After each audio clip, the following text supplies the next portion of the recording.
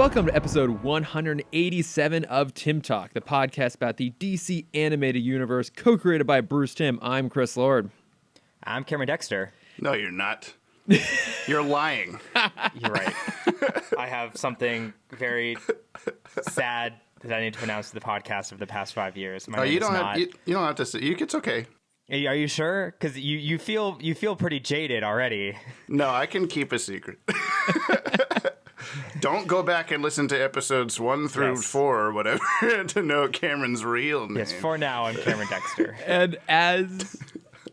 And as you can hear, because this is Starcrossed, because it is the three-part finale of Justice League and a pretty critical episode in all of the DCAU, we had to bring on an incredibly special guest. So welcome James Strecker of the Watchtower Database to Timm Talk. Yay! Kermit the Frog Arms. We should have prepared and had like a soundboard set up. the Parks and Rec, the douche stuff going on, a bunch of farts and stuff. Oh yeah. But no, we've got a chance to know James over the last few years because we're all playing in the DCAU space. But this is your first time on the show. So James, because it's your first time on, why don't you give us a little bit of introduction of like who you are, what you do over at Watchtower Database, and why you love the DCAU so much. I'm just some piece of shit that likes the DCAU a lot. Oh, no, can I cuss? I don't even remember. Oh yeah, you can. Yeah. Okay. Yeah. I was trying to remember. Like, have I heard them cuss before? All of the goddamn time. Okay. Yes.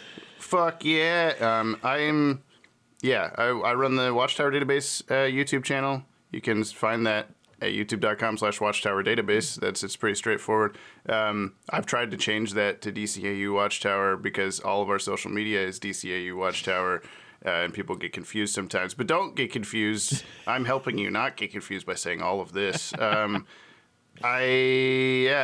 had you guys on our channel a couple of times for different panels and discussions and things like that. I try to get you guys in on as much as I can because I want people aware of this podcast because it's fun and I listen to it in the shower naked all the time. Well, thank you. I edit it in the shower naked, so that's very convenient. Oh, awesome. So yeah. What a coincidence. Yeah. But as we know, Batman doesn't believe in coincidence. That's right.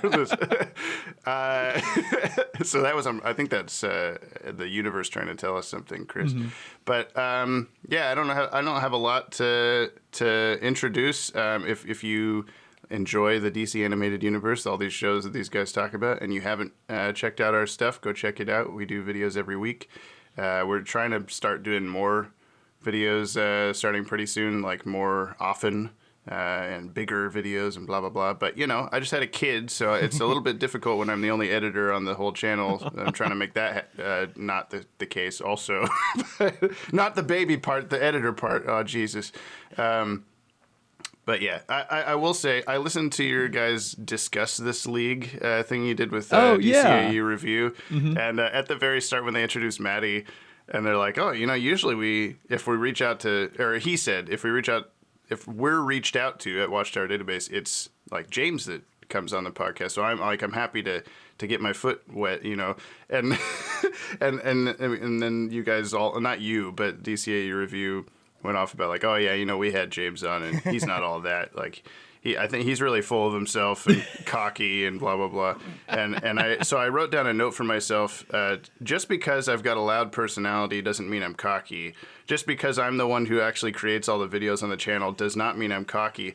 Just because I'm a Drum Corps International World Champion with the Best Visual Performer Award and an Individual and Ensemble Gold Medal does not mean I am cocky. So leave me alone. Well, I was going to say that this was just a test run to get Maddie on the pod.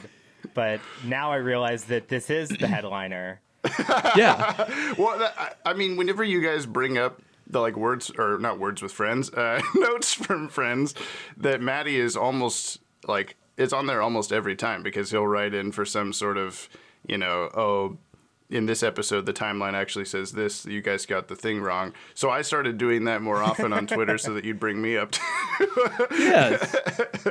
And hey, you beat him to the show. So really, who won? In the end, that's a good point, Maddie. I know you're listening. Yeah. But no, as regular listeners to the show will know, we're always making reference to you guys, usually when we don't know what we're talking about, which is often. Yeah, I'm definitely not here to be like correction guy. Don't like I'm not. don't sit here talking about the episode, going like, and then Which Green Lantern is this one that we're talking about? right, exactly. Yeah, it's Arcus Chummock. What did I say before Chumwick? No, you just said like Okay. Arcus and couldn't remember his name. So but you said Zed. Gallius something else. Yeah, I don't know. It doesn't matter. This is all mean- just stupid comic book stuff. It's all good. I'm not going to say we had you on exclusively to live fact check us, but it Yeah. will be a bonus when you do. I will. I mentioned this before we started recording. I'm going to try to let this continue to be Tim Talk, like with James, not James with Tim Talk. So please do your show, and I'll be here. Well, perfect. Well, we're super excited to have you on, and particularly for this episode, which are these episodes, which I'm constantly making reference towards Cameron. Like, well, you'll understand when we get to Starcrossed. Like, well, this doesn't matter now, but it's gonna matter a lot when we get to Starcrossed. And now we're here finally at Starcrossed, and so I have to ask, because I know the answer to the question of whether you've seen these or not before, Cameron. So, barring that, what did you think Look, of these episodes? There was a lot of hype around these episodes. And there's a lot of reference to these episodes throughout the DCAU. There's a lot of callback to these episodes in Young Justice. I will say I think Starcrossed did it better than the Invasion arc of Young Justice, which is as high of praise as I Really? can give an episode. Yeah, that is actually, because Young It Justice is. is your baby. So, well, Yes. except for Teen Titans Titans. is my first child. Young Justice is the slightly delayed second child, who I also care for deeply, but never as much as the first Right. child. But in many ways is, maybe the better child, as I say, being a younger child. Yeah, I mean, these episodes were fantastic, and I will have when we start diving in, I will have my normal qualms that I've had in every Invasion themed episode so far, revolving around Green Lantern and his job, his singular duty to the Green Lantern Corps, and how he fails once again. But that is, for 15 minutes from now. Yes, I loved these episodes. They were fantastic. Okay, well, I'm glad to hear. I'm glad you enjoyed them. The way you started off made it seem like maybe you were going to be, not super excited. But I'm glad you liked them. I think these are super fun. And then, for you, James, like you specifically requested these episodes, the ones you want to talk about the most. So why these three amongst all of it were they the ones you want to talk about? Well, I mean, I think you get it, Chris. Like you Yeah, what makes this better than Batman in the Basement? right. Oh, I can't possibly come up with an answer. No, I mean, Starcrossed is like, it was a big deal when it happened, especially because I don't think any of us knew the full scope of what they were going to do with the show, especially by the end of part 3. Like, you spend the first couple parts going like, okay, this is bad, but the Justice League is going to win. This is what always happens. So they're going to punch them just the right way, and and it'll all be fine. Yeah. And then I'm not going to say yet because I know there's plenty of people that listen to this that for some reason haven't watched the episodes. They just listen to your. So I won't like spoil yet what we'll get there, but by the end you're left going like what is it just over now? What's going to happen? And when you're like 12 years old, especially Yeah. watching this as it's airing, like they had episode guides that would come out, TV guide kind of stuff that would tell you, there's a, Hawkgirl turns on the people on the Justice League. That's basically all we're going to give you because we don't want to tell you what happens. Versus some of the other episodes would tell you the entire plot in the little synopsis.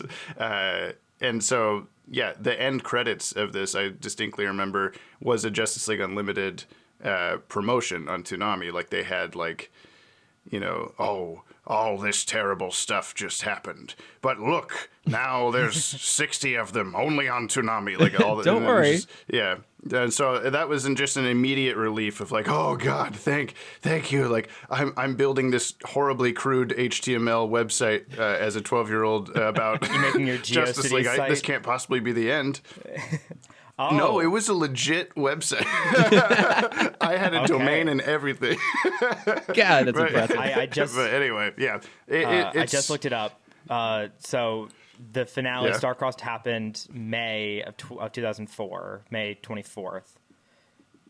Yeah, Okay, and so I was JLU 13, debuted but- just a month later, just over a month later, July Yes. 2004. Yes. So I didn't realize how Oh, close they okay. were. But I'm Yeah. pretty sure that was the Yeah, that was the same. first time, I think, at least because I was videotaping every single episode of Justice League as it aired, and except for Secret Society, because for some reason Cartoon Network was like, we're not going to tell you when that one's going to air. Haha, good luck. And then I turned the TV on in the middle of part 2 and cried.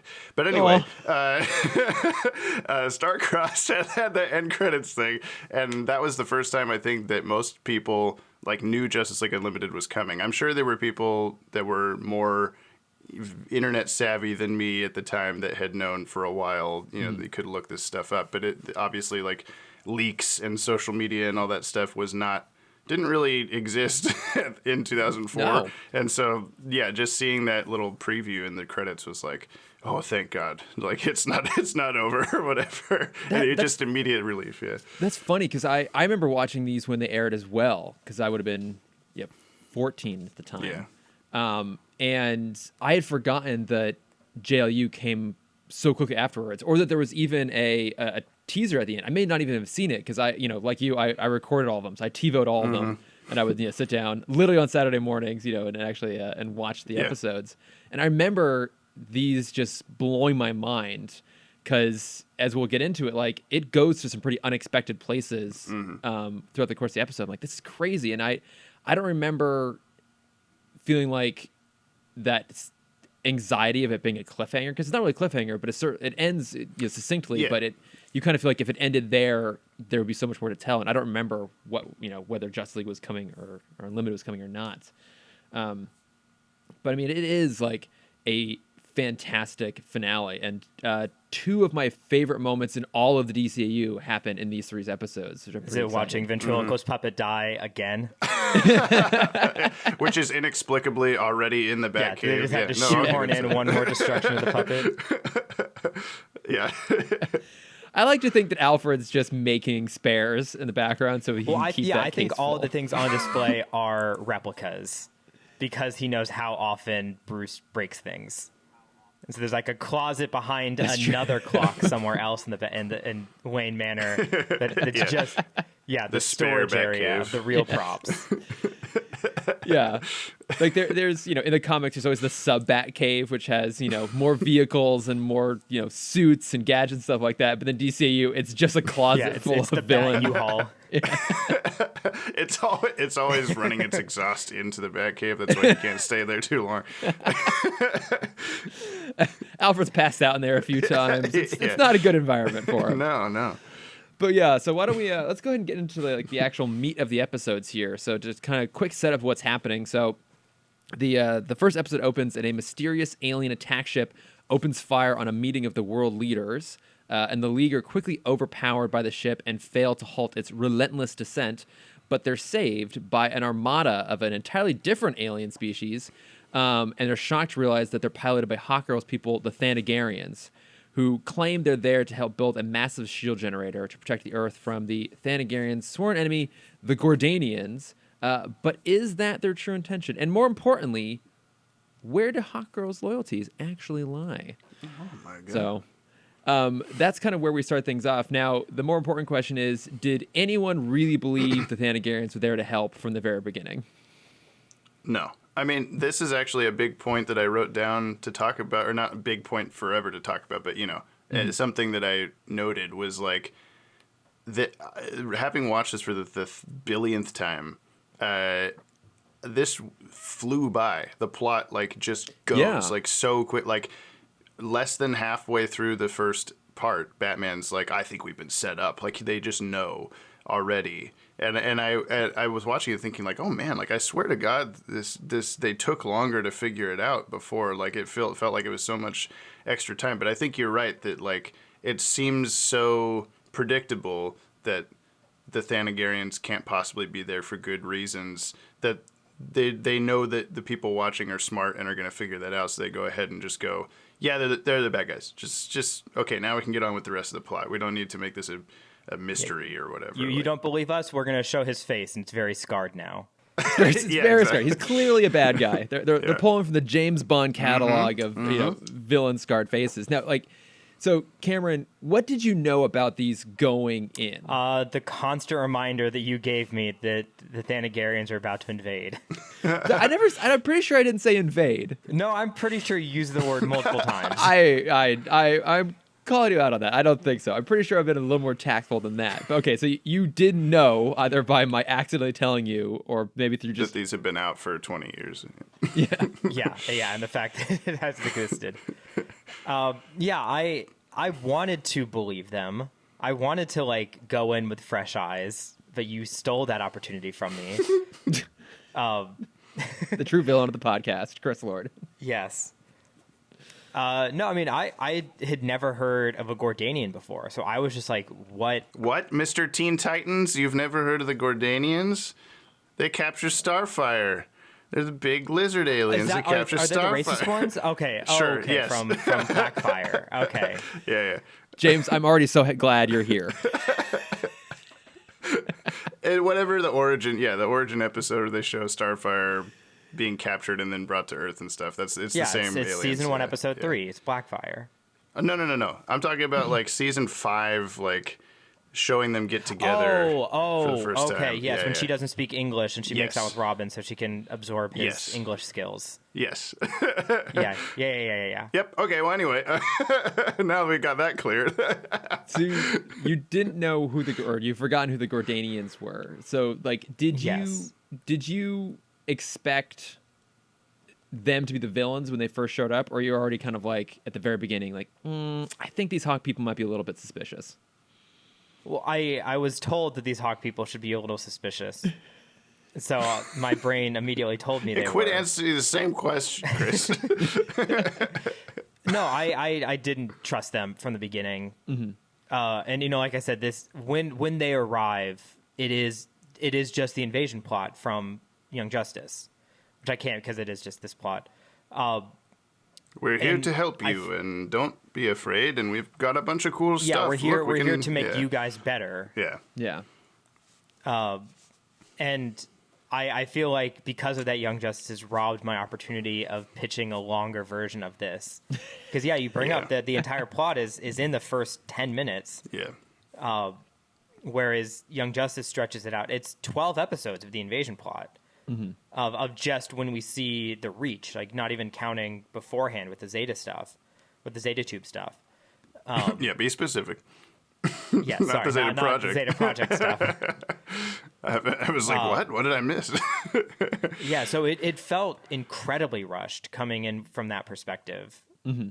But I kind of enjoyed it. I enjoyed that it was so succinct, and it did even fit the characters of Batman. Would immediately be questionable because he's questioned every alien that's come to Earth. He was questioning Superman for the longest time, so of course he's going to question the Thanagarians.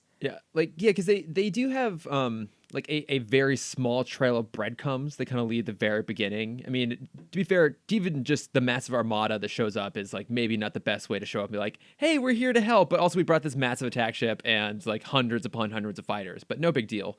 But, it's a lot of little things like, Martian Manhunter can't read their minds, and then certainly when Batman discovers that the corpses of the Gordanians on the ship were already frozen, that's a pretty good sign. But, they don't really waste time getting into it. And then I feel like normally you would expect the big cliffhanger of the first episode to be the reveal that, the Thanagarians are actually evil. And I think it's smart that they tackle that pretty quickly because I think it's pretty transparent where things are going to go, and that they leave the first cliffhanger on, the reveal that in that moment Hawkgirl doesn't appear to be on their side anymore, because they kind of tease that all the way through. They let that be the emotional mystery of the episode, which also comes with, an actual thing we care about. We care about Hawkgirl. She's been part of the team. Also, her relationship with John, like that's what we're actually invested in more so than this invasion. So I thought that was a smart way to kind of wrap up this first episode with a nice little button on the end. But that being said, like the trail that leads through this one is super fun. Did you guys catch who Batman is disguised as when he goes and sneaks onto the ship? Yes. Well, I've been trivia buffed up on this whole show for decades, but I'm interested to see if Cameron caught it. I guess. Cameron, do you know No, who he's of dressed course up not. as? No. It's the 66 George Lazenby. No. It's the 66 Alfred. That's disguise. cool. Yeah, the great Alan I thought he Napier. looked like a cool Alfred. Okay, that makes sense. Yeah, exactly. It's the '60s Alfred. So, And he even kind of impersonates, like, I'm sorry, I seem to have gotten separated from my group, or whatever, as he's getting caught in the hallway. Yeah, he even brings some of that sort of like casual, slightly befuddled nature that Alfred had in the '60s show into the moment. But yeah, I mean, Batman quickly figures out, like, oh yeah, these guys are here for some other reason, although we don't know yet what it is. But yeah, I mean, like that, there's not a lot of like major plot developments in here. I think the big thing is the other reveal, which is that not only has Hawkgirl been a spy this entire time hiding out on Earth, but she's engaged to the Thanagarian commander Hrotalik, which that I bet you didn't see coming, Cameron. I did not. Ha! I thought that John was only mad because she now outranked him technically in military standards. Yeah, we Because can't I did have look that. it up for that joke. I did ample research for that single joke. That I'm lieutenant impressed. is like a step and a half above sergeant. Is which that is where what- John Stewart got to? I don't even know. Yes. Okay. Yes, Sergeant Stewart. Nice. But technically, there is no lieutenant class in the Marines, so Well, but it is doesn't there even really hold up. Is there really a translation between Thanagarian military and human military? Do we know what it is?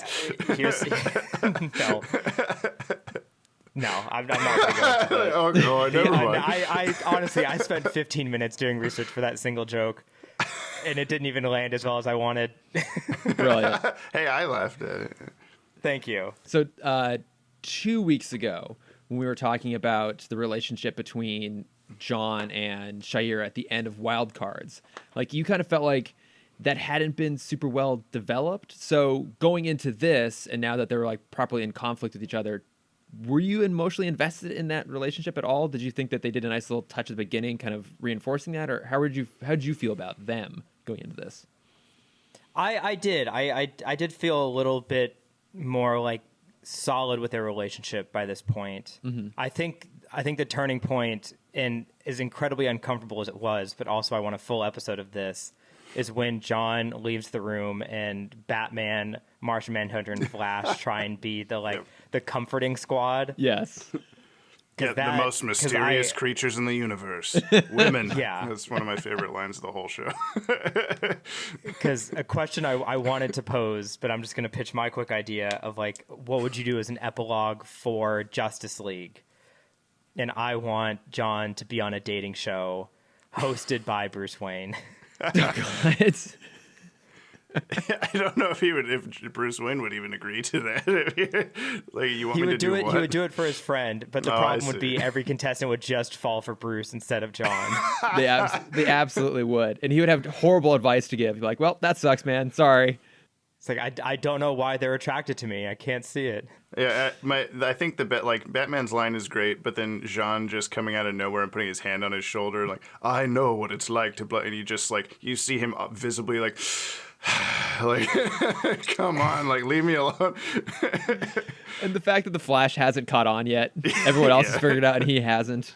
Yeah, there's a lot of good Yeah. subtleties to the facial expressions and emotions and stuff in this particular episode that I like. Even having watched this a billion times, I found my eyes going to the same spots that I used to look at as a kid. So I was trying to look at other areas of the screen, like what's going on in the main stuff. So there's stuff like that I don't think I'd caught before, like Green Lantern like sighing whenever they're talking to him, like leave me alone kind of thing. But later on, when obviously we'll get to these other scenes, but when they're finally like revealing their identities to each other, Flash and Wonder Woman are having like a very mildly flirtatious little like, oh, red hair, kind of thing.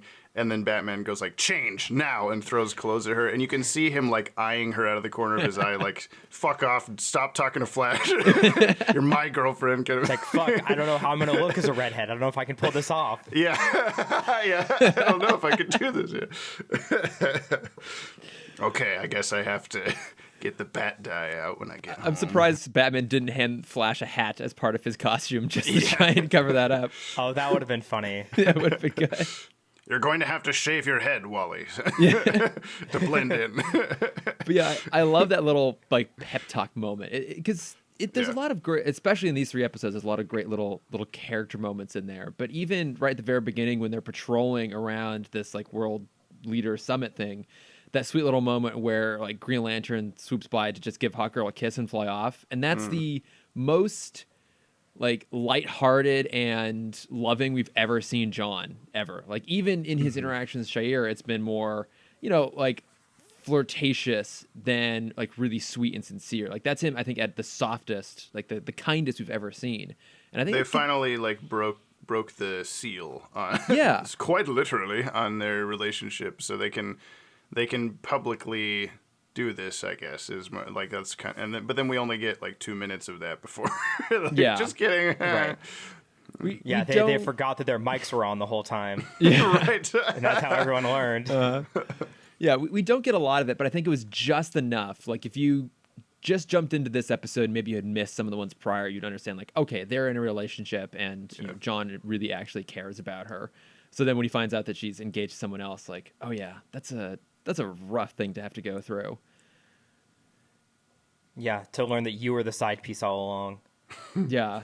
Well, that's kind of like the question he has to the whole thing. It's like, did this actually mean anything to you? Or is this just, like a quick distraction? And we're not even really certain through pretty much the entirety of these 3 episodes who Hawkgirl is truly aligned with. Because I don't know if she even knows. And especially this first episode, like her people are back. She's obviously happy to see them.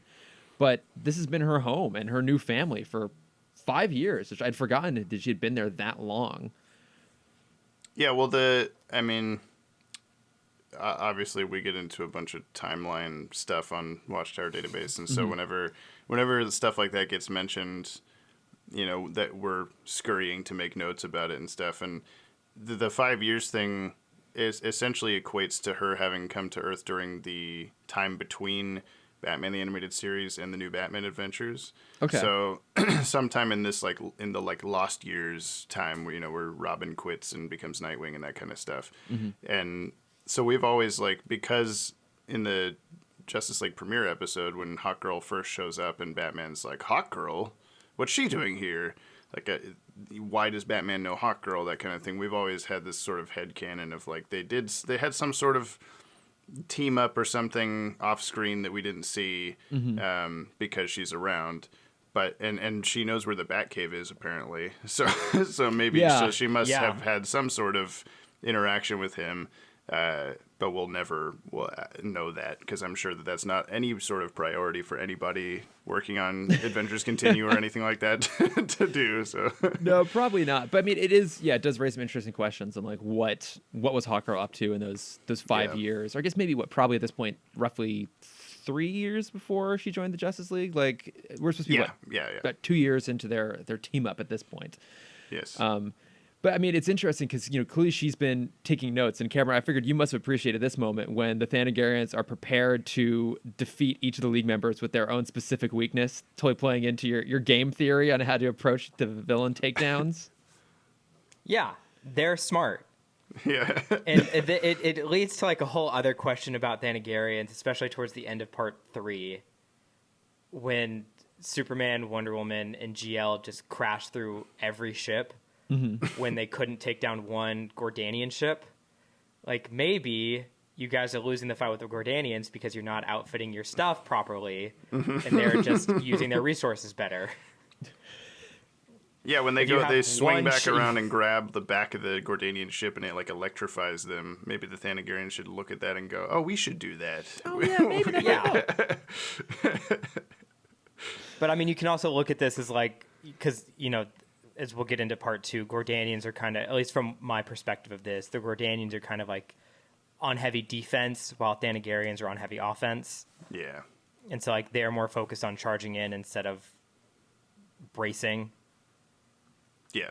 No, I can see that because, I mean, yeah, no, but you make a good point, Chris, that it's kind of, it's the same thing that you see in a lot of Marvel and DC stuff of like, I guess just sci-fi stuff in general. Like the first couple things that come to mind are Superman, Batman, Apocalypse, the movie. There is like an army of doomsdays that come out of a boom tube, and there's just normal Amazons, I say in quotations, just taking them down with like one sword hit each, versus like the original Doomsday, you know, was like this unstoppable, nobody could take it down kind of thing. Yeah. But because there's 1,000 of them there, they can't possibly make them all the same level, even though they should be.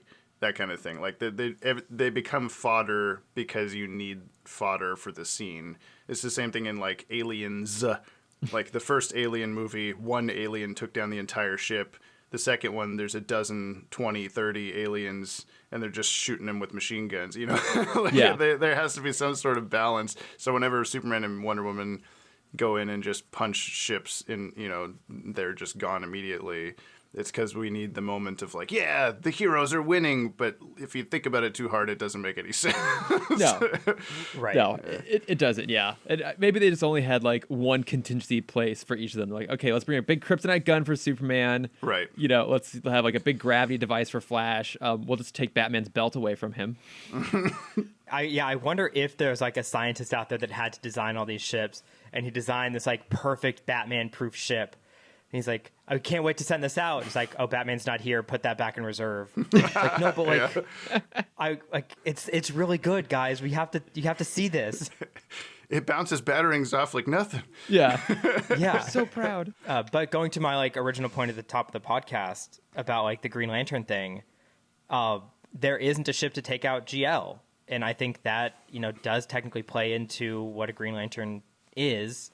And, you know, technically there's no stopping a Green Lantern except, you know, using an nth metal axe to break his ring now. But, yeah, like having something for everyone else except GL makes, you know, for me at least, it makes a lot of sense that, yeah, you wouldn't plan against him. Well, they did have... Except for love. They did have like he shoots a beam at them when the Hawk people are first starting to show their hands. Like, yeah, okay, they figured it out, so just attack everybody.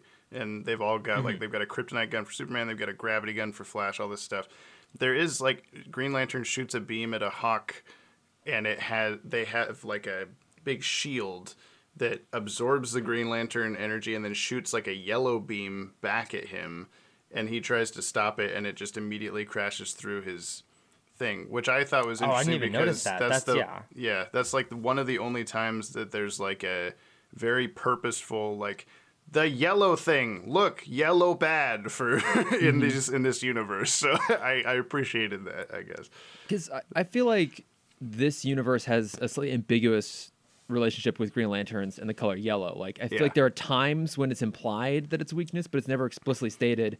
Kind of the same way with Jean and fire. Like in the comics, that's like his primary weakness, and here sometimes it is, sometimes it isn't. Because I read the same thing you did there, James. Like, oh, like it's yellow for a reason, even if they haven't said like, oh yeah, this will actually hurt him or not. Yeah, because when they have the cells, the prison cells that they're stuck in, and they each have their individual like weakness that's keeping them in the cell or whatever. Superman has red sunlight hanging onto him, and Wonder Woman has her like classic, like if she's tied up by her lasso, then she can't do anything, even though that's never been established here.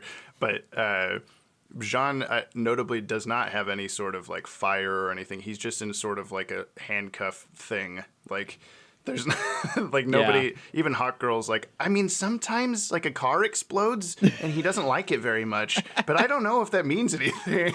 Nobody really knows. I think he just doesn't have good car insurance. Yeah. Yeah, he's just afraid of salesmen or something. I'm not really sure.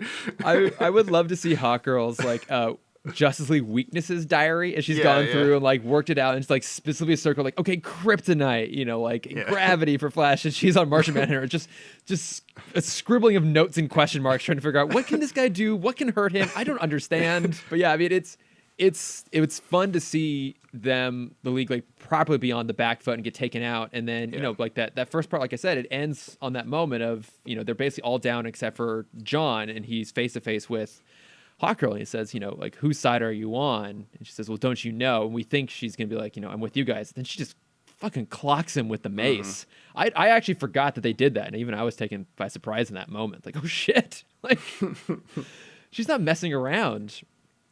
Yeah, it's a big deal in the end of part 1 because you really don't know where it's going to go from there. Like, okay, I knew the Hawk people were going to be bad. Now they're bad. But even Hawkgirl is not like, psst, it's okay. Like, I'm just going to pretend to look bad. Like, she smacks him across the face, and then we're just left with like, okay, well, now what? Yeah. Well, the all is lost moment. Yeah, I mean, and like, I think that's what it chose to end on the Hawkgirl thing, because that's when it really does feel like all is lost. You think, okay, she's the last one there. And I think Cameron, I feel like we talked about this even when we did Secret Origins, about how I said, like, Secret Origins is good, but Starcrossed does it better. But it can be better. Yeah, because, the nice thing about this What is... if it was a third part? Right? There's always more. Was. Oh, there was. That's right. Oh, there was a fourth part. Because, like, this first episode is basically just laying all the groundwork and kind of tackles the initial invasion, and then it leaves room in the second episode for something entirely different, which is the League having to go underground. Like, martial law has been, declared across the whole planet. The League has to escape and then go into hiding, and we haven't really seen them have to do that. I mean, maybe a little bit in the Savage Time when they first show up in World War II, but certainly not a whole episode's worth. And I think episode 2 actually gives us some of the best moments through the whole thing. Like, even the way they escape, I love. I love that it's Wonder Woman that, like, tricks the guy into letting her out right at the beginning. Yes, I wrote that down specifically, that I love that it was her and not Batman, because you would think it'd be Batman to go like, I've got the secret code, or I've figured out how to hack into the blah, blah, blah. But, like, Wonder Woman just uses her sexual wit to get the Hawk dude to come in and be like, I have to feed you, so I guess I'll feed you, and then she clocks him and gets out of there, and then everybody frees everybody else. Yeah, no, I love that. I'm really happy that is the way that goes down. Or even that she grabs the guy's knife, and you're thinking like, well, she can't cut through the lasso, it won't work. But the fact that she spits it at the wall, she spits it at the controller, and you're like, you know what? That is a sort of random thing that you probably did learn to do in like Amazonian combat training, is how to like throw knives with her mouth. Yeah. Yeah, Batman doesn't have that kind of neck strength. Like, that's just the mascara neck strength. Yeah, they do tiara throwing competitions, and she just used the same, like, general skill to just spit a knife at a button so perfectly. She's got a competitive spirit. She'll take things to the next level. Because I love that she got out first, because then, of course, once Batman's free, he then frees everyone else literally with his hands tied behind his back. Yes. And that's to be expected. But the fact that it wasn't him kicking things off was, I think, a nice little touch. But I even liked when they got everyone free, and Superman is still so drained because, he's been kept in a red sun ray room, basically, a red sun tanning booth. Yes. I love that Batman even says, lean on me, which, when you're not strong. Exactly. I always say I'll that be your every friend. time that he says that. But, it's kind of, it's a literal, moment of like, I'll take your weight, like, you're so weak. But it also shows that I just don't know if Batman would do that for everybody, really. Well, and when he breaks out the Flash, he doesn't, like, for some reason I remembered... Just kicks him down the stairs. Basically. Like, for some reason I remembered him breaking the Flash out, because the Flash says, like, oh man, it feels like I just ran a marathon on Jupiter or something. Like, he's so drained from the gravities thing. Yeah. And then for some reason I remembered Batman, like, holding him, like, trying to help him out, but he just says, like, fucking come on, dude. Like, get it together. We got to do this. But yeah, then Superman's doing the same thing. And he's like, it's okay, buddy. I'm a pal. Let's go. Oh, baby. Come on, baby. Yeah. Come on. I think it was just like his one time he gets to be the weight. for Superman. He's just really milking it. Yeah. The one time he saved Superman rather than the other way around. Yeah. Yeah, I like that little moment, and then obviously the Thanagarians freak out. But then the next scene is one that I remember from this episode, and it's always been one of my favorite moments in all of the DCU, which is when they're in the department store and they realize they have to go underground to hide. Yeah. And the Flash is hesitant to reveal his identity, and Bruce just steps up and goes, "Wally West, Clark Kent, Bruce Wayne." Have you seen? There's like a meme video that's been floating around for a while. That's just that moment of Flash going like, I don't know if I'm ready for this whole secret identity. Like, I trust you guys. And then he, Wally West, Clark Kent. And then he pulls back his head, and it's just the exact same head. And he goes, Batman! And it's the best thing I've ever seen. Like, I laugh every time. That's so good. Because that is the exact sort of like weirdly petty preparation that Batman would go into. That he would have like a secondary cowl, another mask under his mask. Yeah. There's like a 1.5% possibility I might have to reveal my cowl at some point. Let's just have a spare one stitched in just in case. Well, he has there's that Batman episode where the one, like, I don't know, it's a one-off villain that nobody ever remembers that is like, you have to give me your cowl. Like, that's the way. Is it the Cape and Cowl? Cape and Cowl conspiracy? Yeah. Yeah. And Batman's just wearing like a Zorro bandana underneath his Yes. mask to just be like, screw you. I'm not going to show you my face, idiot. So it would have been kind of funny if he was like, oh yeah, sorry, and to undo that one also. I think isn't that also the same episode where he's disguised as like the crime bad guy boss. the entire time, and so Yeah. he's wearing a rubber mask over his bat cowl over. Yes. Well, that was the same thing with the Alfred thing in this episode. Is like, was he wearing the Alfred costume over his Batman costume? Because I guess he must have been. Yeah. Then he takes off the rubber mask. How was he hiding the bat ears? Where was the cowl? Do we think they're just rubber? Can he just fold them down? down? They're made of cardboard or something. Yeah. Is there like a clip in the back and he's like clip them back? Especially with how long they are in this show. Like, I think he has cowls specifically designed to hide underneath other masks.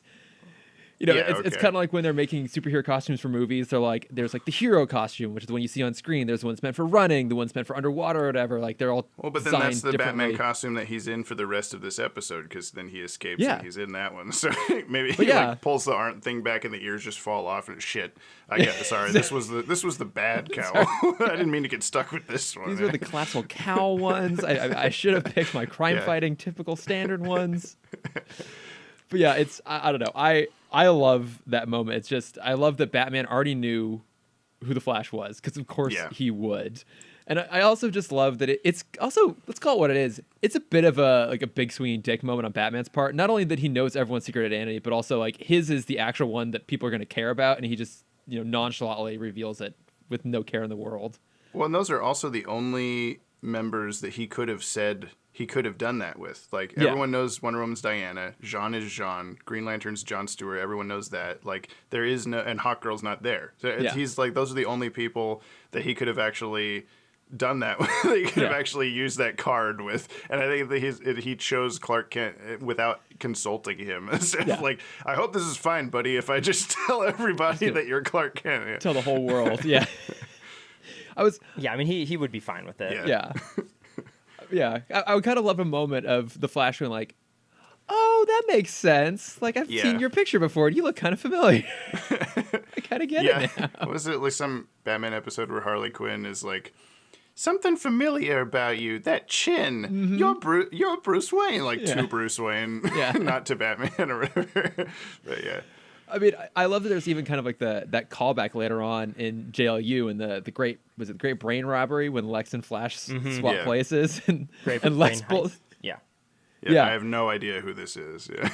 Yeah, exactly. Who is this? Like, I will say the scene leading up to that scene with them just running through the street and there's kind of like techno music, like heist kind of music going on. That I think is, for whatever reason, my favorite scene in the whole like series. Like, really? I just love, I don't know why, but I just love them all basically depowered, like having to like hide behind garbage cans and stuff like that. It's just the most like weak they've ever been, I guess. The most like in hiding and all this stuff. And just I don't know. The music's awesome. I listen to that music track all the time. Nice. Just like, I get hyped for stuff for some reason. But then I do hate how it ends with like, Diana, cover our tracks. She's like, okay, I'll just pull this inconspicuous dumpster in front of a door. Like, no one's going to think, maybe look in there where the dumpster is. See, yeah, I thought when she said that she was going to like fix the door that she broke. Nope. Not just move a dumpster in front of it.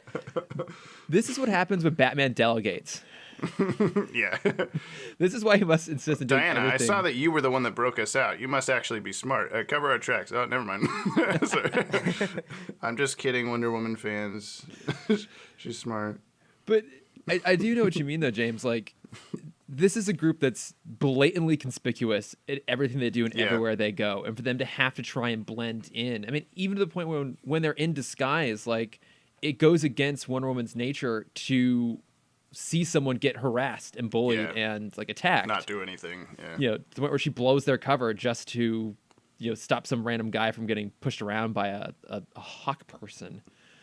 But that also to not die.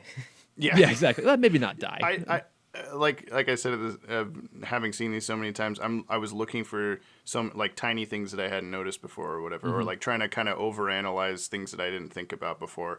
And I love how, Wonder Woman, they see some punks on the roof throwing rocks at the Hawk people, and the Hawk people shoot the roof, and the kids start falling off, and Wonder Woman like flies over and catches them, but the Hawk people like barely see that happen. They just see Batman like kick them in the back of the head immediately, and they go, "It's the Justice League." Like, it could be anybody. Like, it could be anybody that didn't want to see kids get murdered, They just immediately know, oh, that must be the Justice League. There's no possible way. No. They know Americans. They wouldn't help each other like that. Yeah, that's true, yeah. I like to think that the Thanagarians like did a load of extra research by like intercepting TV broadcasts and stuff like that, and they just saw that child endangerment was such a common thing on Earth. They're like, oh, this must happen all the time. So what's the matter if we do it too? Yeah, pretty much.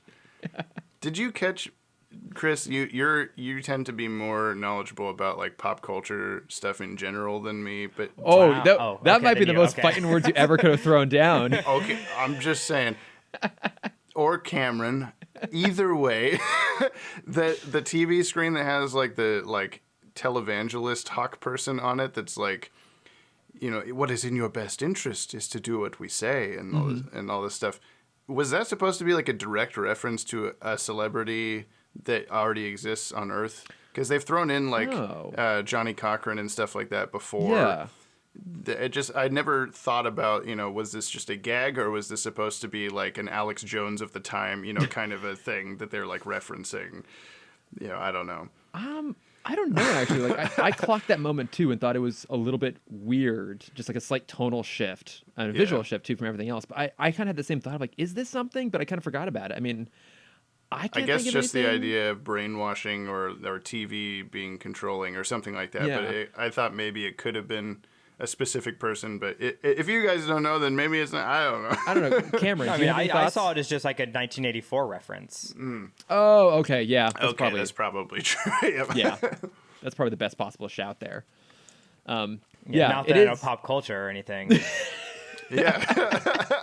Okay. I mean, if it was a Disney thing, I would have gone to you. I'm just saying. let's be realistic. Like, Cameron, you do Disney's make far more. 1984. Yeah, you make far more pop culture references than I do. I just edit most of yours out. That's what James thinks that I know. That's fair. Probably. But what I'm talking about.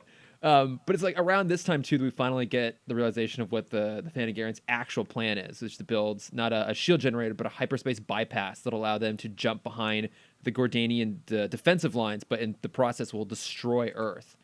Which I thought it was interesting that Hawkgirl didn't know that was the plan. Yeah, I mean, you would think they would have told. Maybe they already knew that she was like a good enough person that she wasn't going to, like, she was too.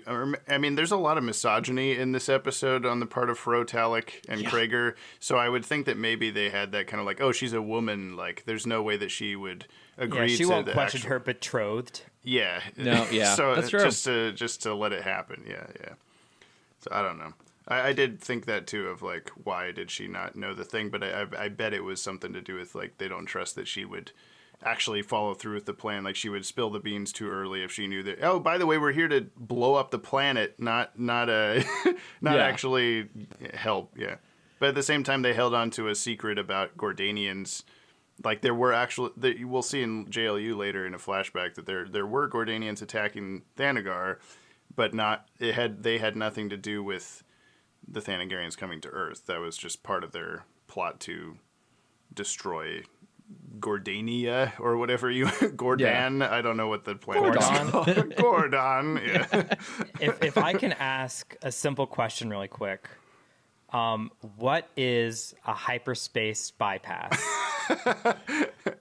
I think it's intended to be like a wormhole kind of deal where like for some reason the fastest way to get between a point A and point B, whatever that is for them on a militaristic advantage, is to go like through planets instead of around them. I don't know why, because I don't think Earth is anywhere near Thanagar or Gordon, but I mean, right. I think it's to get around back behind the planet or something. Is what they explained? I can't remember.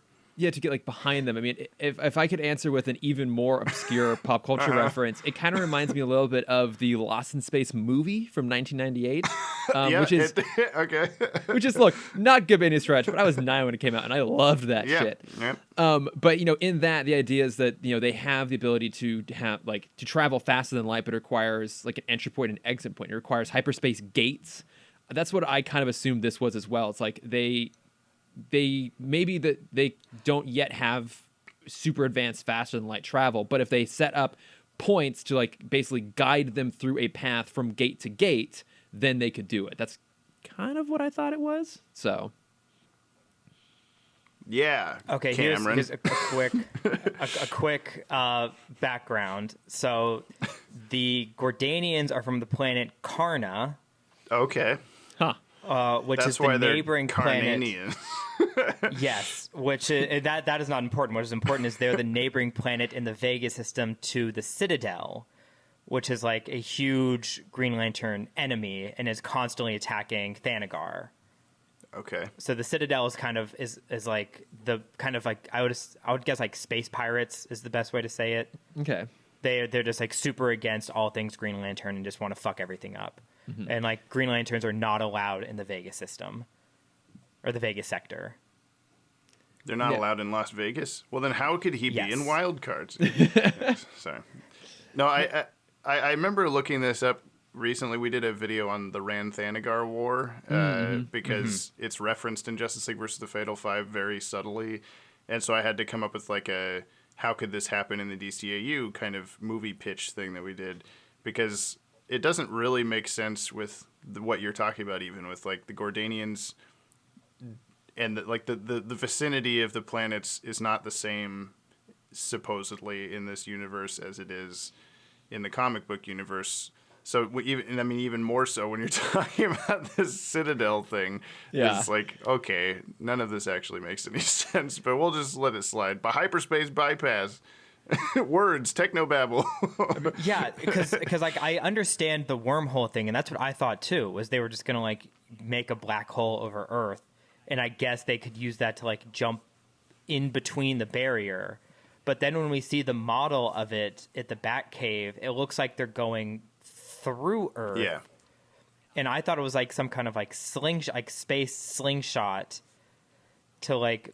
We need something that goes faster than light. Yeah, it's a really long plan, a really long con to do something that they hope works, like just to fling around the back of the planet and go boo, surprise, and then shoot them. Like, what if it doesn't work? Then they just destroyed like a dozen planets for no reason. They don't care though. I guess that's kind of the point. Is they're like, this is more important than anything else. So. And also loving the idea that the Gordanians only have one axis covered of protection in a complete 3D space. Yeah, they'll turn around, they'll do the hyperspace bypass and shoot around the back of the planet. And there's an even bigger brick wall that they can't get past or something. Like, oh man, this side of space is fine. You don't have to worry about anything coming from here. Yeah. Yeah, it's maybe not the best thought out plan, but it's certainly going to fuck up Earth if they see it through. But then what I love is after we kind of learn what the plan is that everyone reconvenes at the Batcave. Even the way Bruce says it, like, all right, we're about 30 miles out of Gotham City. Let's all just check in at my house. It's like, yeah, I thought that when I first watched it was, how do they know where Wayne Manor is? I'm like, they know. Yeah. they just stopped knows. along and picked up a star search map on the way. Like, oh, okay, now we know where to go. See the sights of Gotham City. But I think my favorite part about them going there is that it brings Alfred back into the DCAU, which I had sorely, sorely missed him. And just to get a little bit more of his dry wit, I loved, particularly when the Flash is like, "Hey, that's a giant dinosaur," and Alfred just says, "And I thought Batman was the detective," and just walks away. That's like one of the best lines in the show, but I had never thought about something is like I was watching it with my wife because she was sitting there doing baby stuff while while I had Starcrossed on because Justice League has to be playing in our house at all times. Of course. And that moment happened, and she goes, I mean, really, it's like, that's kind of a normal-sized dinosaur, or maybe even a small one. And I was like, oh my God, you're right.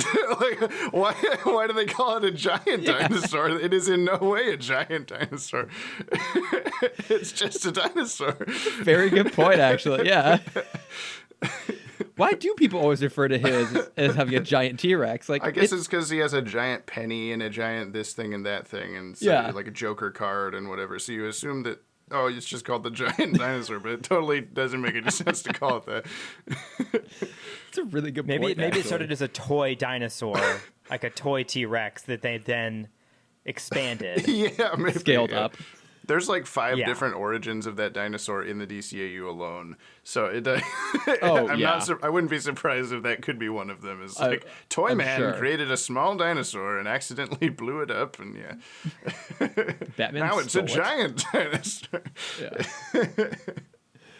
Yeah, but no, I mean, and then obviously like Hawkgirl shows up and reveals the true plan, and everyone's just like, cool, thanks. Get out of here. We don't trust you. We don't want you. Which of course then leads the Thanagarians to Wayne Manor, which is like, it's kind of I think a lesser cliffhanger, I'll say, than the end of part 1. But I for whatever reason, I love any sort of attack on Wayne Manor. Maybe it's just because it's like Bruce's stronghold. Like no one knows about it. It's not a place where you expect any sort of like fights to actually happen. It feels safe. Yeah. Yeah. So whenever it does, it feels like a big deal. And I mean, it hasn't really happened much in the DCAU. Obviously, it happens in Over the Edge, but that's a dream. It does happen in, was it Cold Comfort, which is the new Batman Adventure episode with Mr. Freeze. Breaks in, yeah. I think those are the only 2 other times I can think of, right, where a fight actually happens at Wayne Manor. Ink. Ink. The second right. episode when Bruce freezes her. Or that's the first one. Yeah, where she latches onto the Batmobile. Oh, good point. Yeah, if there's any other one. That's I mean, a great Joker scene. breaks in Return of the Joker, but because he knows Batman's Batman, that's another kind of like, but this is my safe space. How did Joker get in here? And I feel like there's at least one more, like Penguin or Riddler or something, but I can't think of what it is, and I'm a fake fan, and it doesn't matter. But I mean, outside of the DCAU, we obviously have Batman Begins. They set fire to Wayne Manor. Mm-hmm. Batman and Robin, where Riddler blows everything up. Batman Forever. Batman Forever. You keep doing this. God damn it! It's As your an avid favorite listener one. of the podcast, I will It's my say this is at least favorite the one. 3rd time that you've done this. See, Cameron, maybe it's not so ridiculous as why James thought I knew more about pop culture. It's fair. That's a good point. Yeah. But I don't know. I love that moment. It's over pretty quickly. They basically like smash through a window. They break the clock, which again, there must be spares. I feel like those clocks have been destroyed a lot. And then bust in, and it's over pretty quickly. But that's a pretty great fight sequence, I think, though, down in the cave. Particularly watching Batman throw out the sonic batarangs and unleashing the bats on them. So good. Which I think predates Batman Begins. Have him doing that. I think it barely does, but it's like one of those, like, people often say, like, oh, they stole that from Batman Begins. Like, actually. Well, I'm sure he's done it in the from comics. Batman Year One, though? Yeah, I'm sure it's happened before. Yeah. Exactly. Yeah. Yeah. It's all a reference to Year One. And I mean, you could even claim it happens in Batman Returns as well, like Batman unleashes a series of bats at the Penguin at the very end and knock him, and knock him in there. But also, so I had a question for you, James. So I think it's fair to say that when they were about the yellow bat suit? Yes, yes, it is. How did you know? Yeah, because they're the suit, the costume case is in the back of the room, as we see in Batman Beyond. But obviously, this is well before that, and it's got the 4 characters from the new Batman Adventures, but it has a 5th suit on the end. And I mean, I know you guys have put out a video before, but what's your theory as to what that suit is supposed to be? If we're coming up with a canonical reason for it to exist. Okay.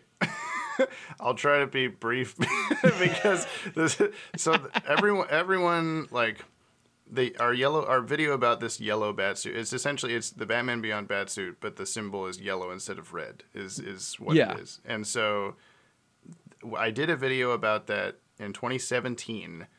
And it's still something that people constantly on Twitter and everything like, oh, yellow bat suit, James, at me all the time. And it's like, yeah, it bugs me, but it bugged me a lot more, 5 years ago than or 4, 3, whatever. I don't know math, than it does now. It's like we've had an answer for so long from the producers, but not a canonical one. So like, we've seen the Batcave in previous episodes of Justice League. In Secret Origins, we see it for just a second when Batman's watching the news on his Bat computer.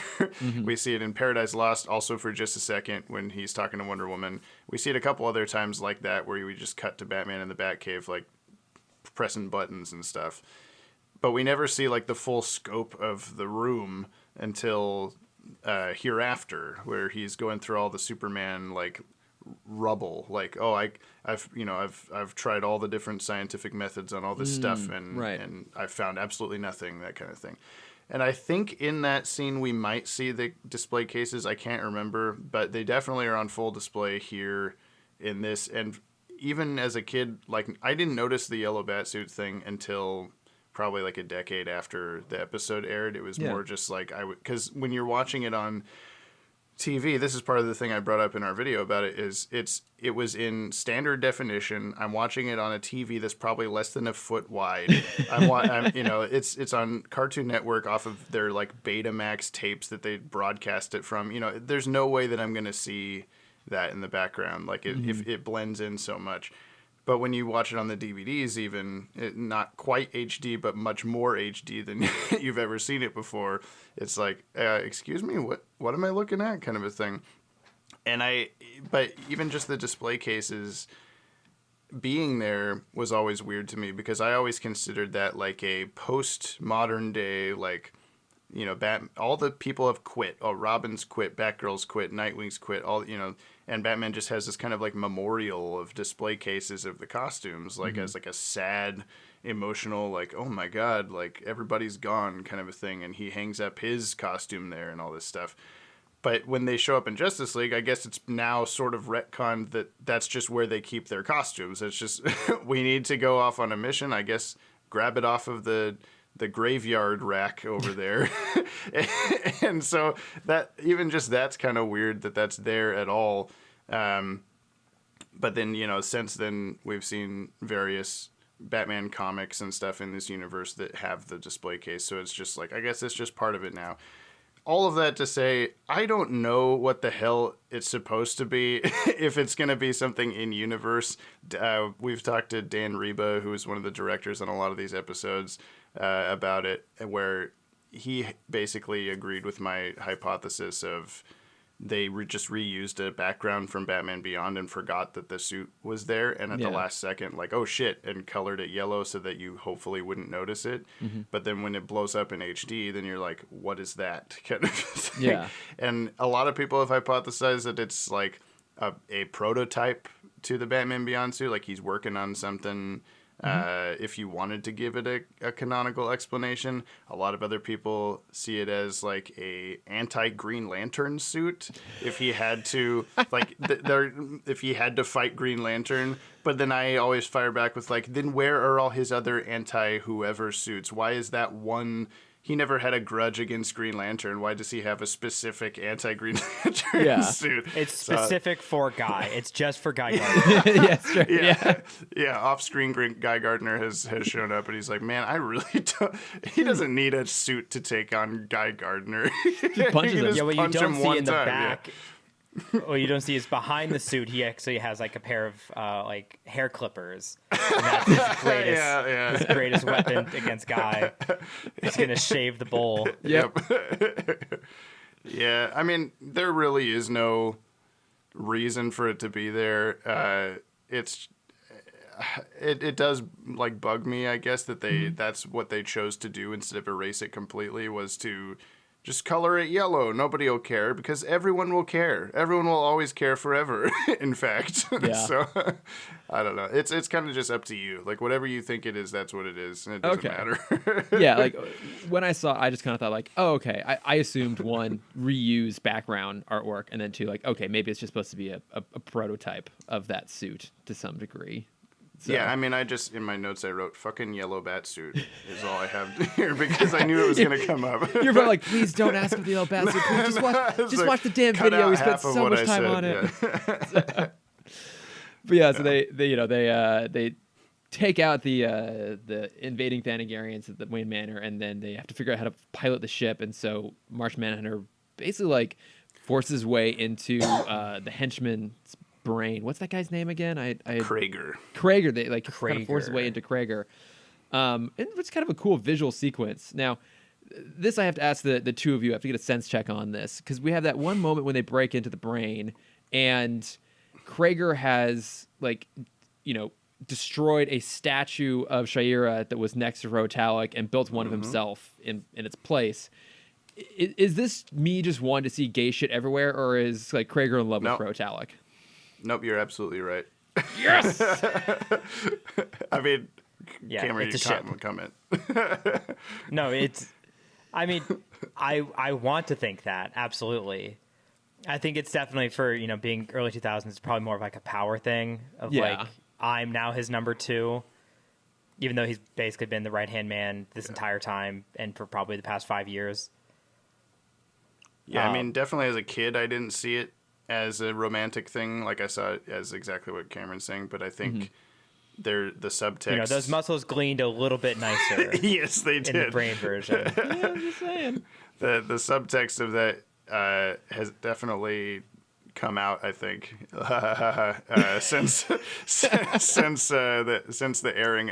Even today, like even in Young Justice, like season 3 has some actual representation, like Aqualad, and I know there was some other character that comes out in the show or is just blatantly not heterosexual, that they're like, this is a character, it doesn't matter. Yeah. But at the time, obviously, it's like, for whatever reason, that was just like not okay to do. Yeah. I'll never understand it. But so doing stuff like that, where there's lots of scenes where you can just see Krager is like very jealous of Hero and Hawkgirl's like relationship, and then when he comes, I guess, mild or spoilers or whatever, he comes back in jail with his brain all fucked up. And that's right. He's very, very angry at Hawkgirl. Like, even though Jean is the one that did that to him, he still like blames her for everything that happened or whatever. Which also could just be conceived or perceived as because Hawkgirl messed up their plan or whatever. But I think it's a legitimate. I'm pretty sure it's even been confirmed by some writer or director or something on the show that like, yeah, that's what we were doing with that, but we just couldn't say it. Okay. Okay, good. Well, I'm glad it wasn't just me, because the statue thing makes it the most obvious. Okay, yeah, because I will headcanon the most like tenuous queer thing possible. Just be like, yes, it's queer. No, I don't think that's an unintentional thing. Okay. All right. Well, good. I'm glad it's not just me. But yeah, so at this point now, the league realizes, all right, we got to take out this hyperspace bypass. So half the team is going to go and like deactivate the shield around the bypass. The rest of us are going to go retake the Watchtower, which leads to the second of my like two favorite moments in all the DCAU, which is when Martian Manhunter, Flash, and Batman have taken over the Watchtower again, and they shove all the Thanagarians into an escape pod, and then Batman closes the escape pod doors behind Martian Manhunter and Flash and jettison it, and tells them that he can't trust the autopilot. He's going to take it in himself. Batman once again on a suicide mission. But just the fact that he tells them, gentlemen, it's been an honor, and just leaves it at that and walks away. Like, I've remembered that line for the last 20 years, basically. It really stuck with me. It's like, man, it's such a good moment from Batman. I love it so much. There was something with that moment I was hoping for, and I'm glad they didn't, but I still want it. Because when they're still like making the plan, and Batman's like, "Oh, I'll take out the generator. Don't worry about it." Not the generator, the hyperspace bullshit. And they're like, "What are you gonna do? Throw a giant batarang at it?" He's like, "We'll see." I was kind of hoping when he took control of the Watchtower, like the outer white shell was gonna crack off and reveal that it actually was a giant batarang. Giant batarang. It's like the end of Spaceballs. It transforms. Yeah. I think you'd have a little bit harder time hiding that in the Wayne Enterprises memos. Wait, why do you want this? I mean, I understand why you're funding the Justice League and stuff, but why do you want it to be giant bat? I don't understand. It's slightly weird. Huh. Curious choice. Yeah, I wrote down a note that just says, do they really expect us to think Batman's going to die? Because like... There's that. There's the whole, like... doing all this research for this stuff for our videos, almost everybody behind the scenes on these shows considered Batman Beyond to be like an alternate universe, like alternate future, like a possible future. There were the handful of people that were trying to stick to it as the definite future to keep continuity in line, but most people, if the story called for something to happen to Batman or something that would discard Batman Beyond continuity point, they weren't afraid to just do it if it was good for the story. Okay. Luckily, nothing ever happened that was like, well, I guess it's not the real future anymore. Like, you can still consider it that. But there's definitely, like, in Secret Origins, oh no, Batman died. Like, no, he didn't. Yeah. First of all, it's episode 2 of the show. Yeah. And second of all, it's Batman. Like, there's no way. And the same thing kind of here is, like, this is a much more, it's the finale to the show. And like we were talking about, maybe it's the finale to the DCAU. We don't know yet at the time of watching and stuff. Maybe they will kill Batman. Maybe they'll do some sort of, post-credit, so it's Batman Beyond isn't actually the future, blah, blah, blah, blah, something. We have no idea. So it's a little more, oh my God, are they really going to, but at the same time, it's like, it's Batman. They're not going to kill Batman. No. Yeah. They're not going to kill him. I think for me, it's more just a moment of, he so rarely ever gives praise or anything like that. Like he's so rarely ever sentimental or complimentary or anything other than just like a cold-hearted dick. And so, like, to me, that's the closest he gets to being, sympathetic and compassionate. And after the shittiness he's shown toward Flash this entire arc, of no, he doesn't help him. He bees a bitch to him when they're changing clothes, and then also the moment of like, what's this do? And it blows off half of Wayne Manor. That's not helping. It's like that was a beautiful moment. I know, that's one of the best lines. Yeah, so good. And then he just then he says that it's been an honor thing. Like he respects him even among all that stuff. So yeah. It's only when Bruce after he sends him a bill. Yeah, exactly. Yeah. Gentlemen, for it. Look in the mail in 3 days. Yeah, that's true. It's only when Bruce is convinced he's never gonna have to see someone again that he's allowed to be like a little bit nice to them. Yeah.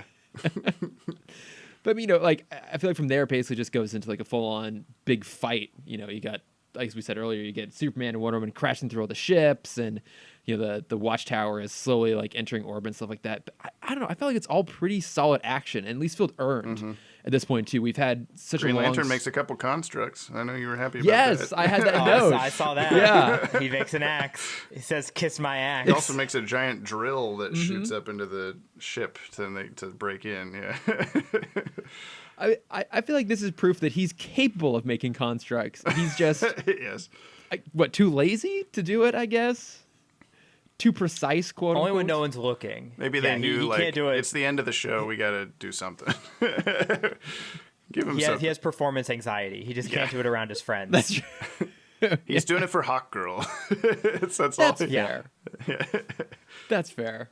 He made his every axe time. just like half an inch longer than Rotelic, Crow's yeah. axe. Yeah.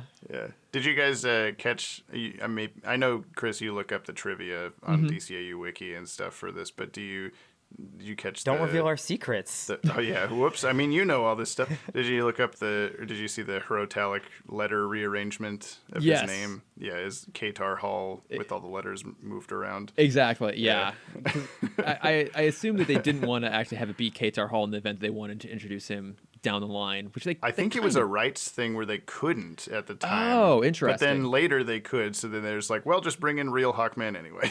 Okay, So- yeah, because I know that Carter Hall shows up eventually, and I can't remember if there was also. Oh, I'm remembering now. It's actually, they didn't want Hawkman to be a bad guy. DC was like, you can't make Hawkman a bad guy. Yeah. So they're like, okay, well, he's not Katar Hall. He's, let me just shimmy the letters. Rotalic. Like, okay, sounds Okay, good. that makes sense for how weird Hro is spelled. Yeah. Yeah. You're eating hair is basically. Yeah, exactly. It's quick. Someone give me a Scrabble board. I got to rearrange these letters. Why are you saying cool Hro? Yeah. Yeah, I mean, it makes sense they couldn't really make him a bad guy because by the end there, he's like a full-on horribly evil person. He's going to destroy the Earth. He beats the shit out of Shayera. Yeah. Like, it's a really Yeah. intense moment, actually. He like bitch slaps her across the face, and you see it happen. I wrote that down because every time that the Joker does that to Harley Quinn, he like reels his hand back, and then they cut to her like you hear the smack sound effect, and she like comes in from off screen like stumbling in. But they literally just show him like with his big spiky metal gauntlet hand, Yeah. just slap her across the face. I'm like, oh my god! He grabs her hair and throws her on the floor and all this stuff. Yeah, it's really intense, and it's Yeah. also just an uncomfortable scene to watch. Yeah. But I am glad that they kind of saved like the big emotional hook of the whole thing to the end, which is that as you'd expect, it ultimately comes down to a fight between GL and Ro, and then eventually really Shayera and Ro, and it's a good fight. It's a really good fight. Yeah. He cuts the ring off. Yes. Yeah. I mean, Cameron, how'd you feel about that? Like the ring is destroyed. I was shocked because I'm pretty sure canonically, and then I remembered it's happened before. I thought canonically that nothing can break a Green Lantern ring, but I believe in fact nth metal is one of the few substances that can break a ring. Okay. Yeah, we see this, and then we also in the Fatal Five movie, the Persuader's like nanometer thin axe also cuts off in the same way, pretty much. that's Jessica right. Well, Cruz's did they ring. make point that like that's even sharper than nth metal? Yeah, than an atom or something like that. Yeah.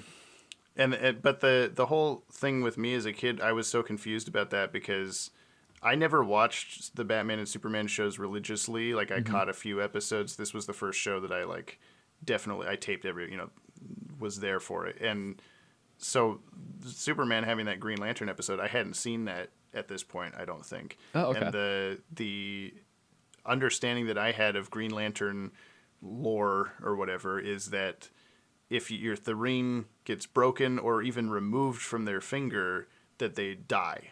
And I don't know where I got that information. Oh, huh. But I used to do these stupid little like PowerPoint animations. Like I'd make animated GIFs and then like move them around in PowerPoint and stuff. And I had this whole thing where I took like Kyle Rayner's little model sheet picture from the Warner Brothers website. And I was trying to like tell his origin story just based on his like 3-sentence biography from an episode I had never seen. Yeah. And it was like Abin Sur, and then he gets killed, or he gets the ring destroyed by Sinestro, and then he turns into a pile of dust that I had just made using the like spray paint on paint, And I don't know why. Like Cameron, is that a thing in Green Lantern lore that you know of, that like if the ring gets destroyed, the wearer gets turned into a pile of dust? I don't know where I got this idea or why I thought this as a kid, but I was shocked whenever he gets the ring cut off. I'm like, oh fuck, he's going to die. He's going to die right now, and then he doesn't. Like, I have no idea where that came from or why, but it was a thing that I had in my head. Because there's multiple instances where like the power, like the central core battery, like loses its power, and that you'd see like all the lantern rings just like drop into Oa because of all like. Because they're in the middle of they don't turn fights to or dust, something. but they're flying through space and suddenly they lose their shielding or they're in a fight. Yeah. But no, I can't think of not anything in a scenario where they they don't. dust. They're not like. It would have to be a scenario where they were going to die if they don't have the ring, not just because they don't have the ring. Yeah, I don't. It's not a lifeline thing, and I'm trying to even think of like what pop culture reference could that even be? Yeah, I don't know. Pulling from, and it's like I see like a little bit of like Indiana Jones, Maybe. like losing the ring is like opening the covenant. Maybe. Oh, I thought you meant because like if he loses his hat, he dies. I don't. Yeah, that's what happens. Yeah. That's why he's always grabbing it from under the door. He's starting to die at that moment. Yeah, I don't know. I just remember thinking like, that Jon Stewart was going to die in that scene because his ring got broken. And you even see like a close up of his hand, and it's like shaking and kind of craggly looking, like it's. And I thought that was a start to like he's deteriorating. He's turning to bones or something. But then he just keeps fighting anyway. I'd like to introduce you to my friend here. They're kind of like, oh, okay, he's still being cheesy. I guess he's fine. Or whatever. But that was a big moment that didn't end up being as big as I thought it was going to be as a kid. I mean, it's still big. Yeah. It's still a big moment. I mean, at that point, he's lost everything. He's lost the woman he loves. He's lost his ring. But it's not going to stop him. He's going to keep fighting. Yeah. And I love that at the very end, it's him and Hawkgirl together, like pushing the big ass lever in the middle of the thing to turn off the shield. Yeah. I like that they did give her a redemptive arc in the end. To try and come back. There's kind of the foreshadowing for the ring of like he's nothing without his toy, and then she gives it back to him, and then it gets destroyed, but he still manages to win the day anyway. So yeah. Like, I don't know what the lesson is there, other than you don't need a piece of plastic. That's the thing about Jon Stewart. It's like you take away his ring, he's still a Marine. Yeah, like he's got some my training. Architecture skills. Excuse me. Yeah, like look, sorry, Cameron. I know Kyle Rayner's your favorite, but I'm sorry. You take Kyle Rayner's ring away, and no offense, he's an animator. I don't think he's going to necessarily be the best in a fight. Soap. Yeah, exactly. No, that's fair. Yeah. I do like the idea that like you take his ring off. He's like, this wall isn't architecturally sound. Yeah. Let me just rip out the beams. Yeah. Yeah, he just knows where all the studs are on the wall and just starts breaking it down piece by piece. Like it's like something snaps and he like almost forgets he's a Green Lantern, just goes back to being an architect. Yeah. It is kind of funny that it's like a sci-fi trope of like, would you like access to the giant button that will do the thing you need to do? You have to get past me, Darth Vader. I mean, Hro Talent. Like, there's no, why would it be a giant button in the middle of the room? Not just a switch. Oh, the stop button. Yeah. And also the trope of like, you're not strong enough to stop this thing, but it's only my power used against me that can stop this thing. Exactly, Yeah. No, it definitely hits those moments. But I mean, I'm poking fun at the best episode of Justice League. So. I mean, I don't know if you think that, Cameron. Maybe there's do you think is there a better episode of Justice League to you? No, I mean it is an incredible episode. Mm-hmm. I still have to think if it's the best episode. It probably is, but I still have to think about it. I still have to add the drama.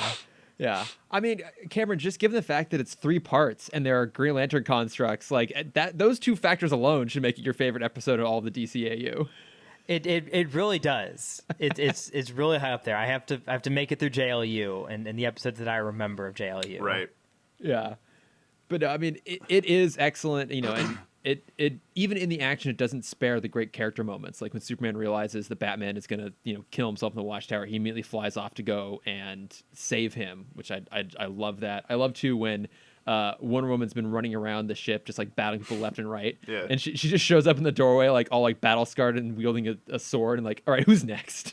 Yeah. I should leave you to burn or whatever she says is that's like the moment where, because you don't really know what Wonder Woman thinks of this whole thing until that moment. Like, you know, she sort of had friendly moments with Hawkgirl throughout the show, but they were more like, I'm glad that they didn't, you know, dip too far into the, like, they're the only girl members of the team, so they have to be best friends. They're braiding each other's hair all the time or something. There is always, I mean, they're kind of coworkers. Yeah, exactly. Yeah, I mean, they go from probably the closest they've been is in Fury, when they're like the only two other members alive. You know, everyone's dying from anti-man gas, and there's like there's a couple moments where, you know, they're talking about like, why do you need men? Oh, don't knock it till you tried it, kind of a thing, and blah blah blah. But there's not ever been, like I'm saying, like a hair braiding slumber party between the two. And so when there's there's no Hawkgirl Wonder Woman pillow fight, despite DeviantArt telling you otherwise. And so there's when they get to this moment, you're like, okay, what does Wonder Woman think about all this? Like, is she offended that, you know, like, hey, come on, like, you're the only other, you know, female member of the team. What the hell am I supposed to do with this? And then we get to that scene where she's like, you know, I should leave you to burn. Okay, well, that's what you think. That's what's going on in your head. Okay. Because to your point, they've never had a cliched bonding moment. Like, they've never gone off and got like mani-paddies together or anything like that. But by extension, they've also never really had a lot of bonding moments. And I think it just shows that for Wonder Woman, at the end of the day, honor is one of the most important things possible. And so she is angry at Hawkgirl for betraying them, but also I think has some, maybe not begrudging respect, but recognizes the good that Hawkgirl has done as part of the team, and isn't willing to like go so far as to just like kill her. So I mean, she's not going to let her die, but she's the most like pissed looking in their final little meeting. I guess you should probably describe the final bits of the plot before we get into it. They take out the wormhole thingy. So it's all said and done. The Thanagarians like, well, there goes our plan. We're not going to bother killing you. We're just going to get out of here. By tail between our legs and dropping leave. the And then Watchtower onto the thing. Yeah, and they've crashed the Watchtower into it. Batman's been saved. But what's interesting is, to your point, James, how they end the series ultimately. Like, it ends on a very kind of personal character moment of they're all at Wayne Manor deciding the fate of Hawkgirl and the League itself. Like, they've lost the Watchtower. Then they're voting, do we keep her or not? And they're going around and they're debating on the whole thing. And I love you have that amazing moment with Alfred, and I think we'll call her at this point now Shaira, really, because the Hawkgirl persona is gone. And he gives her that little bit of an encouragement of like, I've seen you all do amazing things. To me, you will always be a hero. And this is a man who has spent his life basically trying to keep a psychopath, emotionally supportive. So maybe the best person to be in that moment. Right.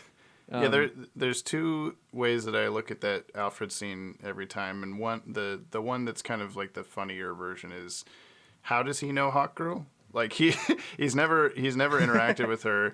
But he's like, in my eyes, you'll always be a hero. And like, did you?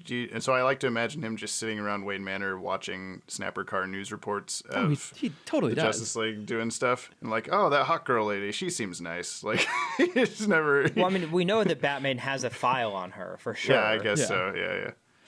But then the other thing is, like, on the more emotional side, is that's the final time that Ephraim Zimbalist Jr. voices Alfred. Yeah. And before he passed away, and so that always makes me tear up just in that scene, even if it's not anything, it's not anything necessarily more emotional or, sad than he's ever said before, but it's just knowing that, like, that's the last time he said anything. I guess technically he says, like, they've called for you, miss, or whatever, a scene later, but, it's like, if he's going to go out on a bang, like, you did it, kind of a thing. So like it wasn't intended to be his goodbye, but it serves as a really nice farewell to him and that character in its own way. No, especially just how much you've been with Alfred throughout the DCAU, to just get a nice little bow on the end. He didn't just wither away. No pun intended. He didn't just disappear into the ether of continuity. He finally gets a little finale kind of thing. He gets his moment, yeah. And and then the league basically they vote on whether they're gonna keep Shayera or not. And before they can reveal their answer, she just tells them that she's stepping away and she's leaving. And then the whole series ends in that last little moment between GL and Hawker and Shayera, and she finally acknowledges yes, I did love you, it was real.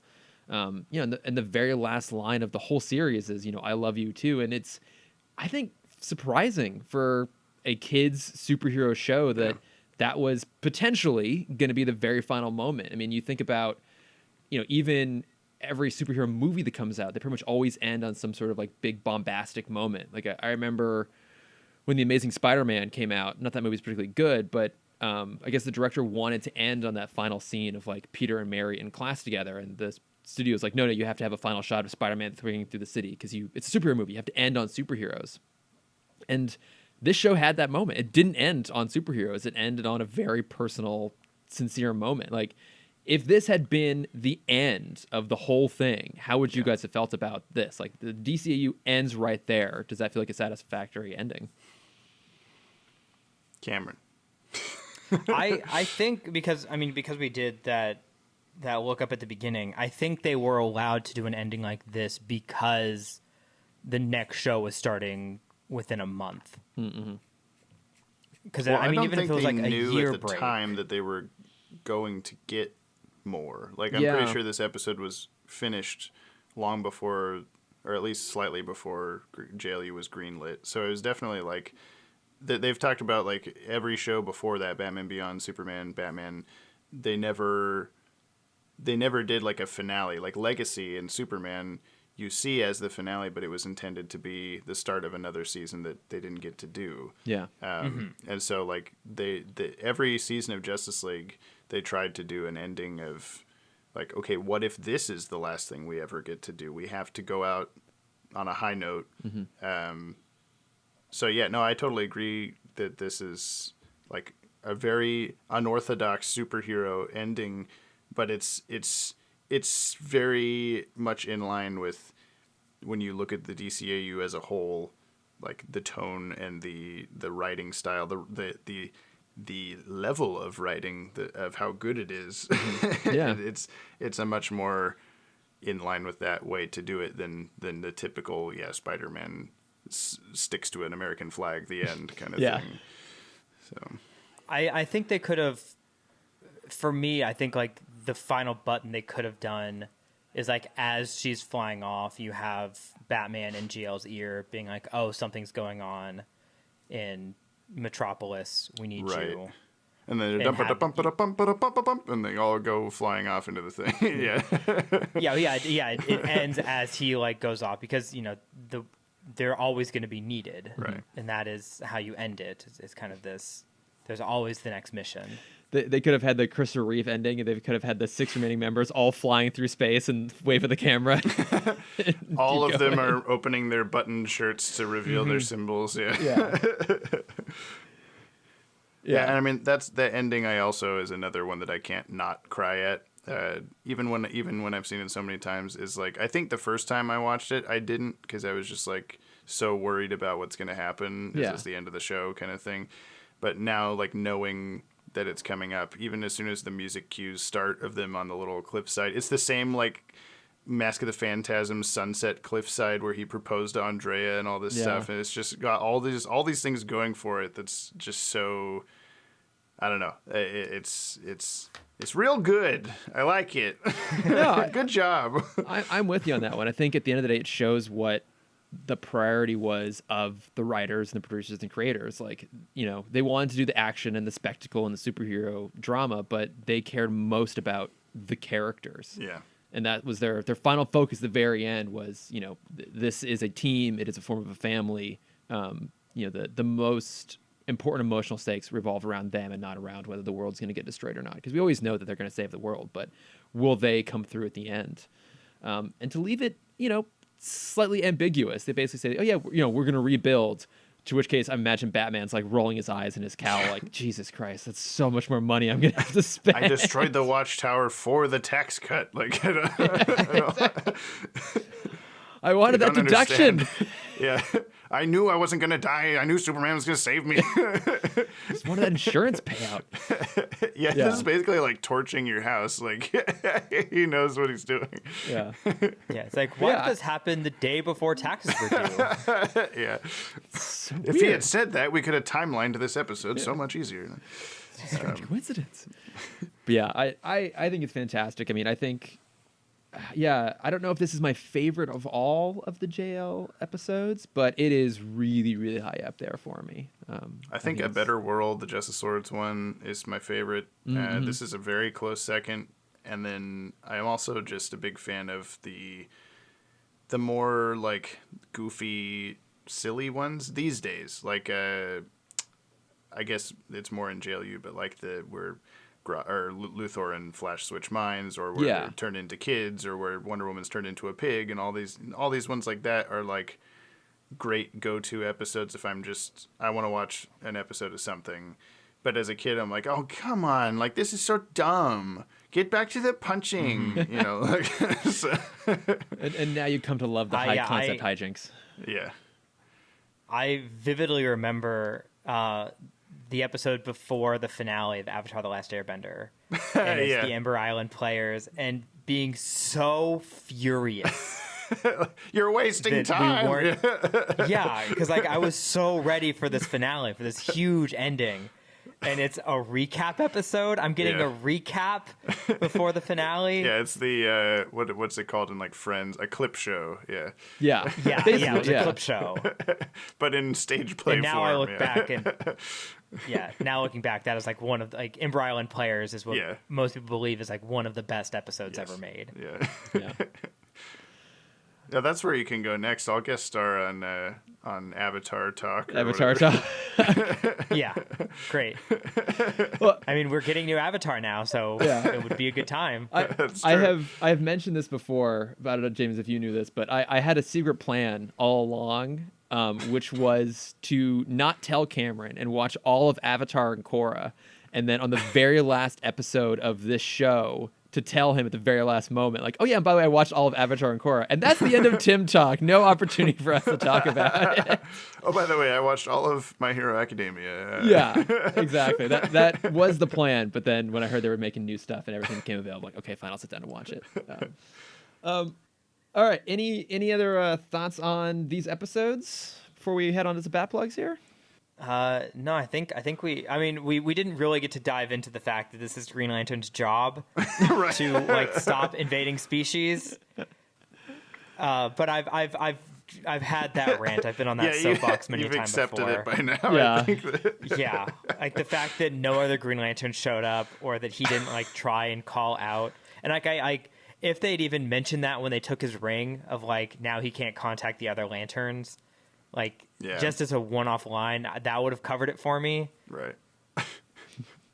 Besides that, I love how, I mean, this is like a Green Lantern thing, I guess, but even in the Fatal Five movies, so I guess it's canon to this universe too. Like, the ring, like, talks to the wearer. Like, it has a little, speech bubbles and stuff in the comics of, like, asking it questions, or it's like a little Siri kind of thing, and it's a database. Yeah, and so the fact that Green Lantern doesn't just be like, hey, there's Hawk people, send reinforcements, please. But I think he's too distracted with like, but my girlfriend, like, the whole time to really think about that. Like, he's just like, we can handle this, and then they get so quickly bombarded by Hawk people, there's no like moment for him to do that. But I think that's something that writers probably deal with like every episode, is like, how do we not just have the Green Lantern Corps come in and solve this problem for them in 5 minutes? Well,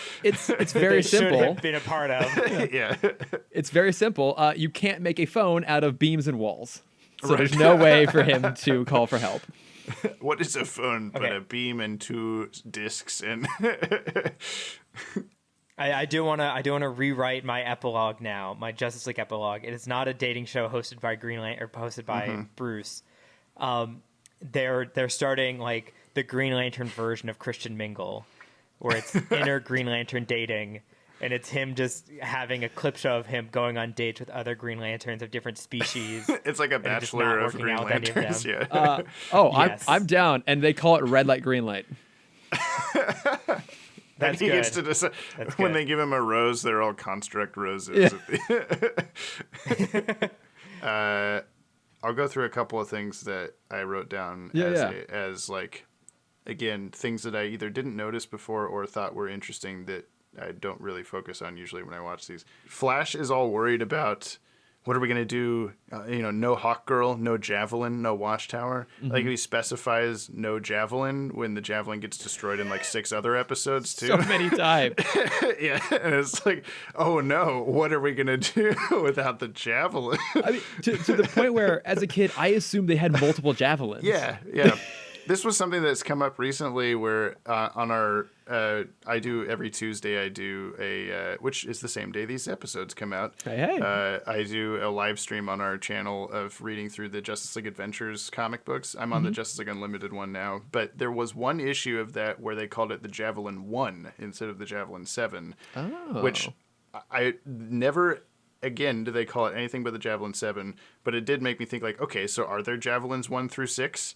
And then it made me want to do, like, a video on, like, how many times has the Javelin been destroyed? And does it line up with the amount of numbers of Javelins that there might be?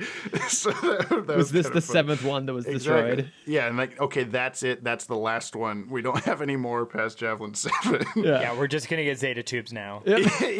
yeah, exactly. They do decide to do that, even though they have Javelins anyway. In the airship fight when they're escaping their prison cells, Superman has a hammer that's electrified hammer that he's fighting with, and we did like a Marvel Easter eggs video that I'm pretty sure that's supposed to be like kind of a reference to the crossover they had in the 90s between DC and Marvel where Superman wielded Meow Meow. But even if it's not, it's just kind of a funny, like, just seeing Superman whack people in the face with a hammer, because he can't do anything else at the moment. And on that same note, for whatever reason, Secret Origins did it too, where they premiered these episodes as a movie, like a big movie event, where the commercial break moments were in different spots than they are when you watch them on this, on like HBO Max and stuff. They still have the fade outs and fade ins where they are, but they like added additional ones to the movie event, probably because they knew like everybody's gonna be watching this. We have to put every toy commercial ever in between it or something like that. Yeah, for sure. Yeah. So there's like, I distinctly remember because I'm taping it and I'm hitting pause every commercial break and unpausing it when it comes back and stuff. For future James to not have to sit through those dang commercials on his pure VHS tapes. But so they're fighting on there, and then Wonder Woman looks over, and a big, like, burly, bearded hawk guy with a giant gun flies through the door, and he aims the gun at the camera, and in the original broadcast, that's where the commercial break was. It just faded out right there, like, oh no, a guy with a big gun. And you're like, it's supposed to be this kind of cliffhanger-y thing. But it's so abrupt because, like, the music and this shot structure does not fit doing a commercial break there at all. So it was just a very sudden cut off to commercial. And when it comes back, the next shot, Superman chucks the hammer at his face and stops him immediately. It's just like the stupidest little cliffhanger of like, oh, what are they going to do? Oh, it's fine. Throw a hammer. Welcome back to the episode. Yeah. It's hammer time. So that was kind of a funny thing.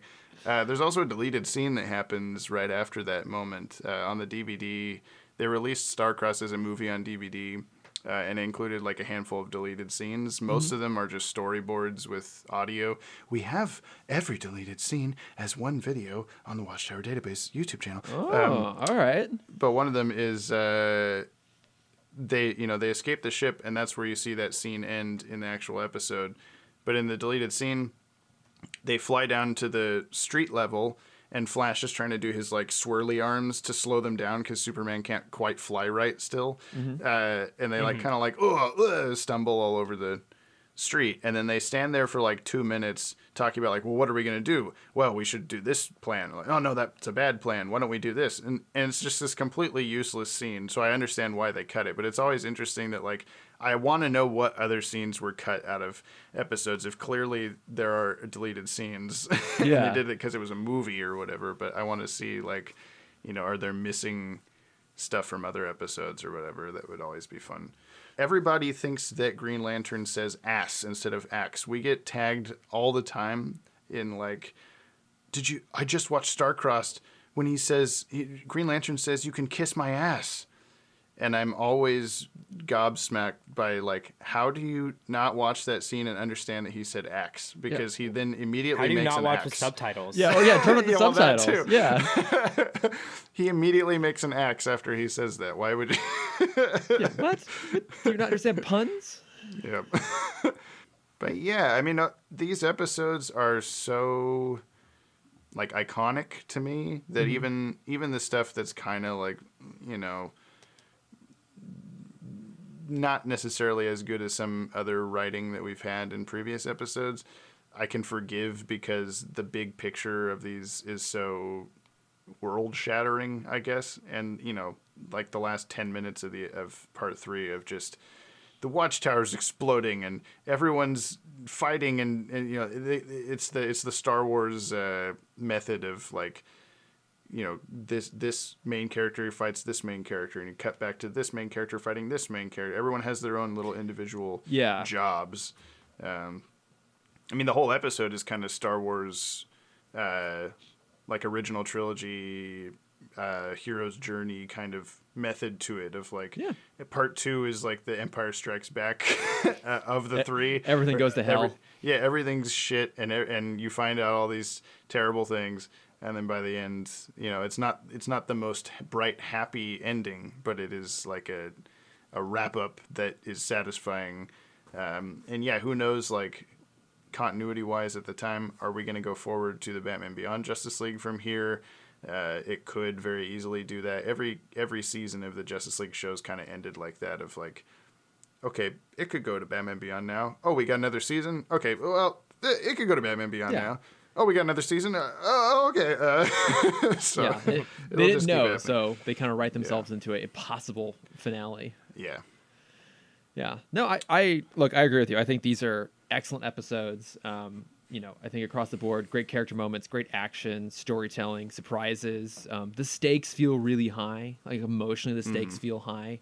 And this is again why when we went back and rewatched Secret Origins, I was like, oh, this is good, but it's not as good as Starcrossed. And, the fact that they did another 3-part alien invasion story and found a way to make it different and make it better, I thought was really, really impressive.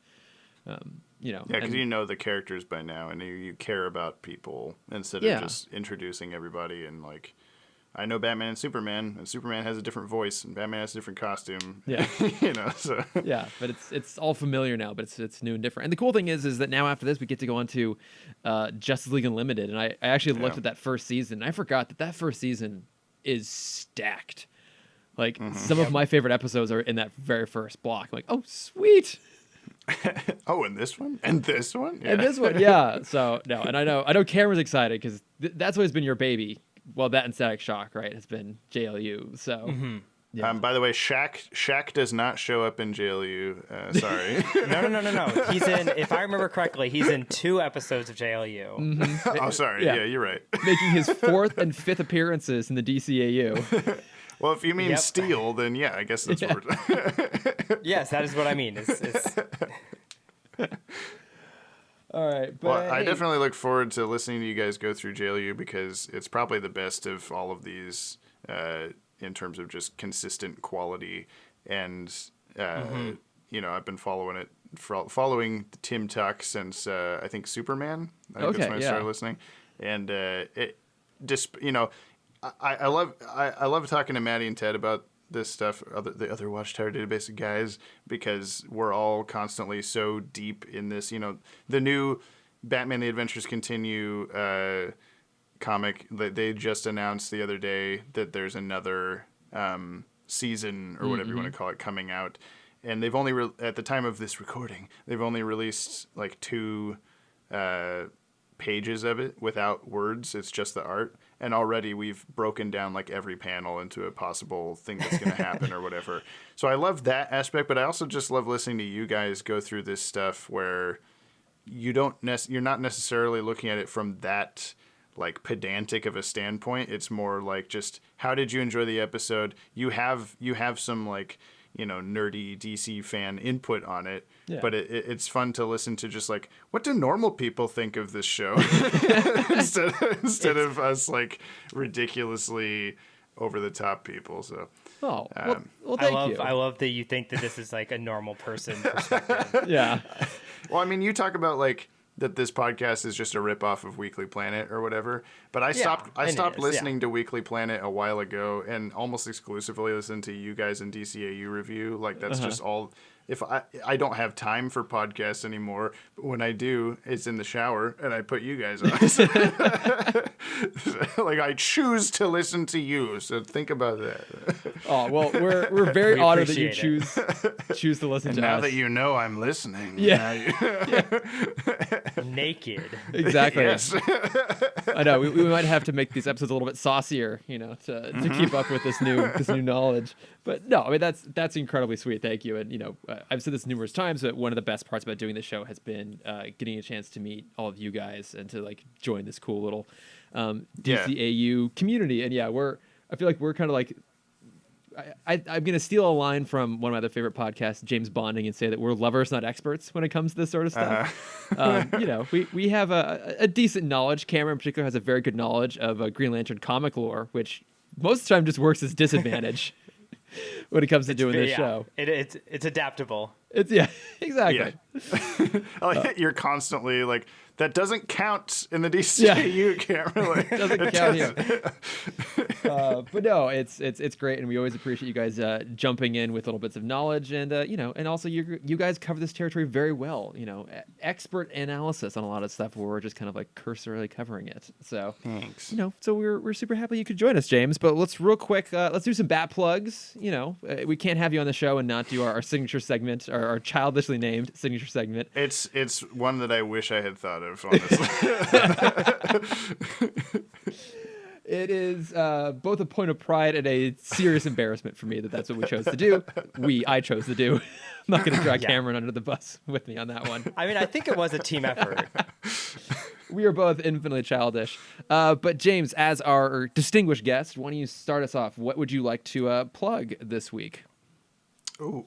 I got to think of something that's not something I made, I guess. I mean, you can also... you can plug your own stuff. Yeah, you can totally plug your own stuff. We don't have anything... So. We just put out a documentary on Dwayne McDuffie a couple weeks ago that Maddie spent a really long time researching and writing and working with the Ink Tank YouTube channel, who do a bunch of Ben 10. They're basically like the Watchtower Database of Ben 10. Like, same kind of videos.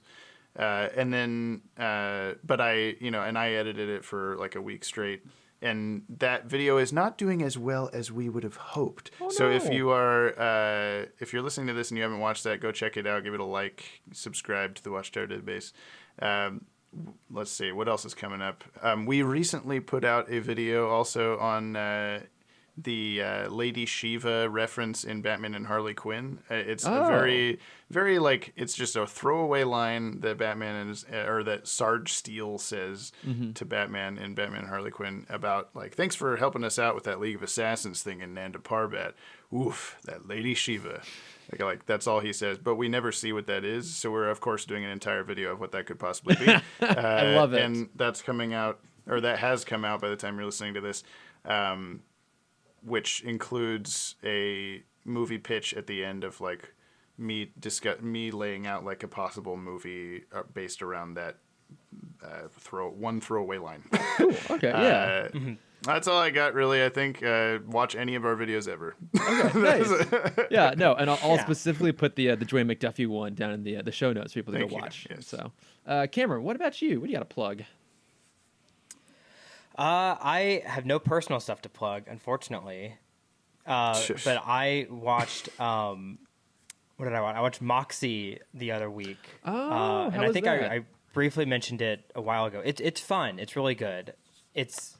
we tout the movie Booksmart over and over and over again.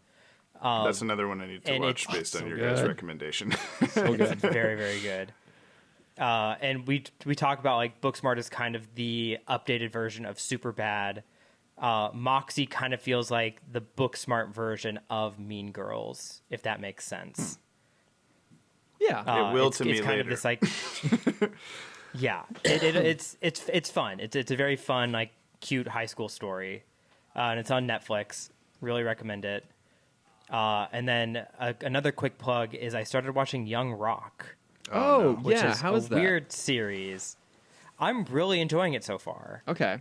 There's Okay. only 3 or 4 episodes out right now, but yeah, it's part of it is kind of pedantic, and like the it's like the How I Met Your Mother setup where it's The Rock in the near future running for president, and the episodes are Randall Park, which is great, interviewing him and asking him like a presidential question that then he spins into a backstory of his past. Okay. Oh my God. That sounds so like a there's, like, fun 3 like setup like that. Yeah. Yeah. So it's kind of 3 timelines. So that's him in elementary school, him in high school, and him in college. And each episode takes place in one of those 3 points. Okay. And I take it he never plays.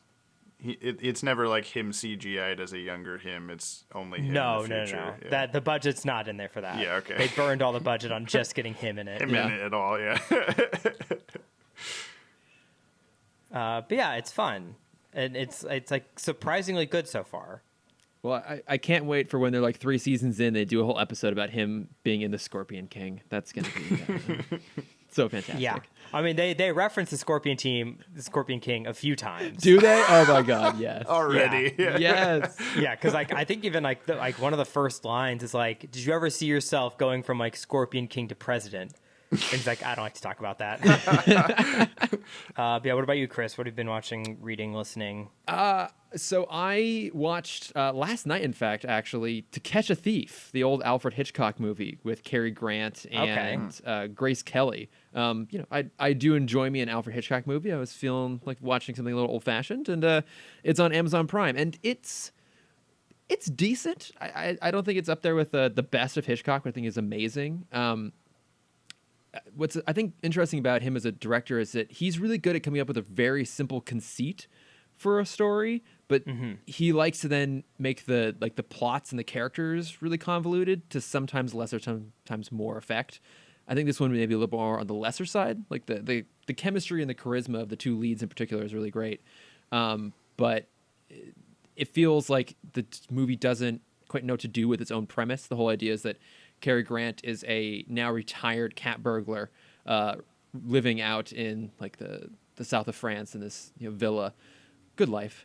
But that someone comes around and starts stealing jewels in his traditional manner as the cat, his old-fashioned like crime persona. And so he decides that since everyone suspects it's him, that he's going to find and capture this new copycat.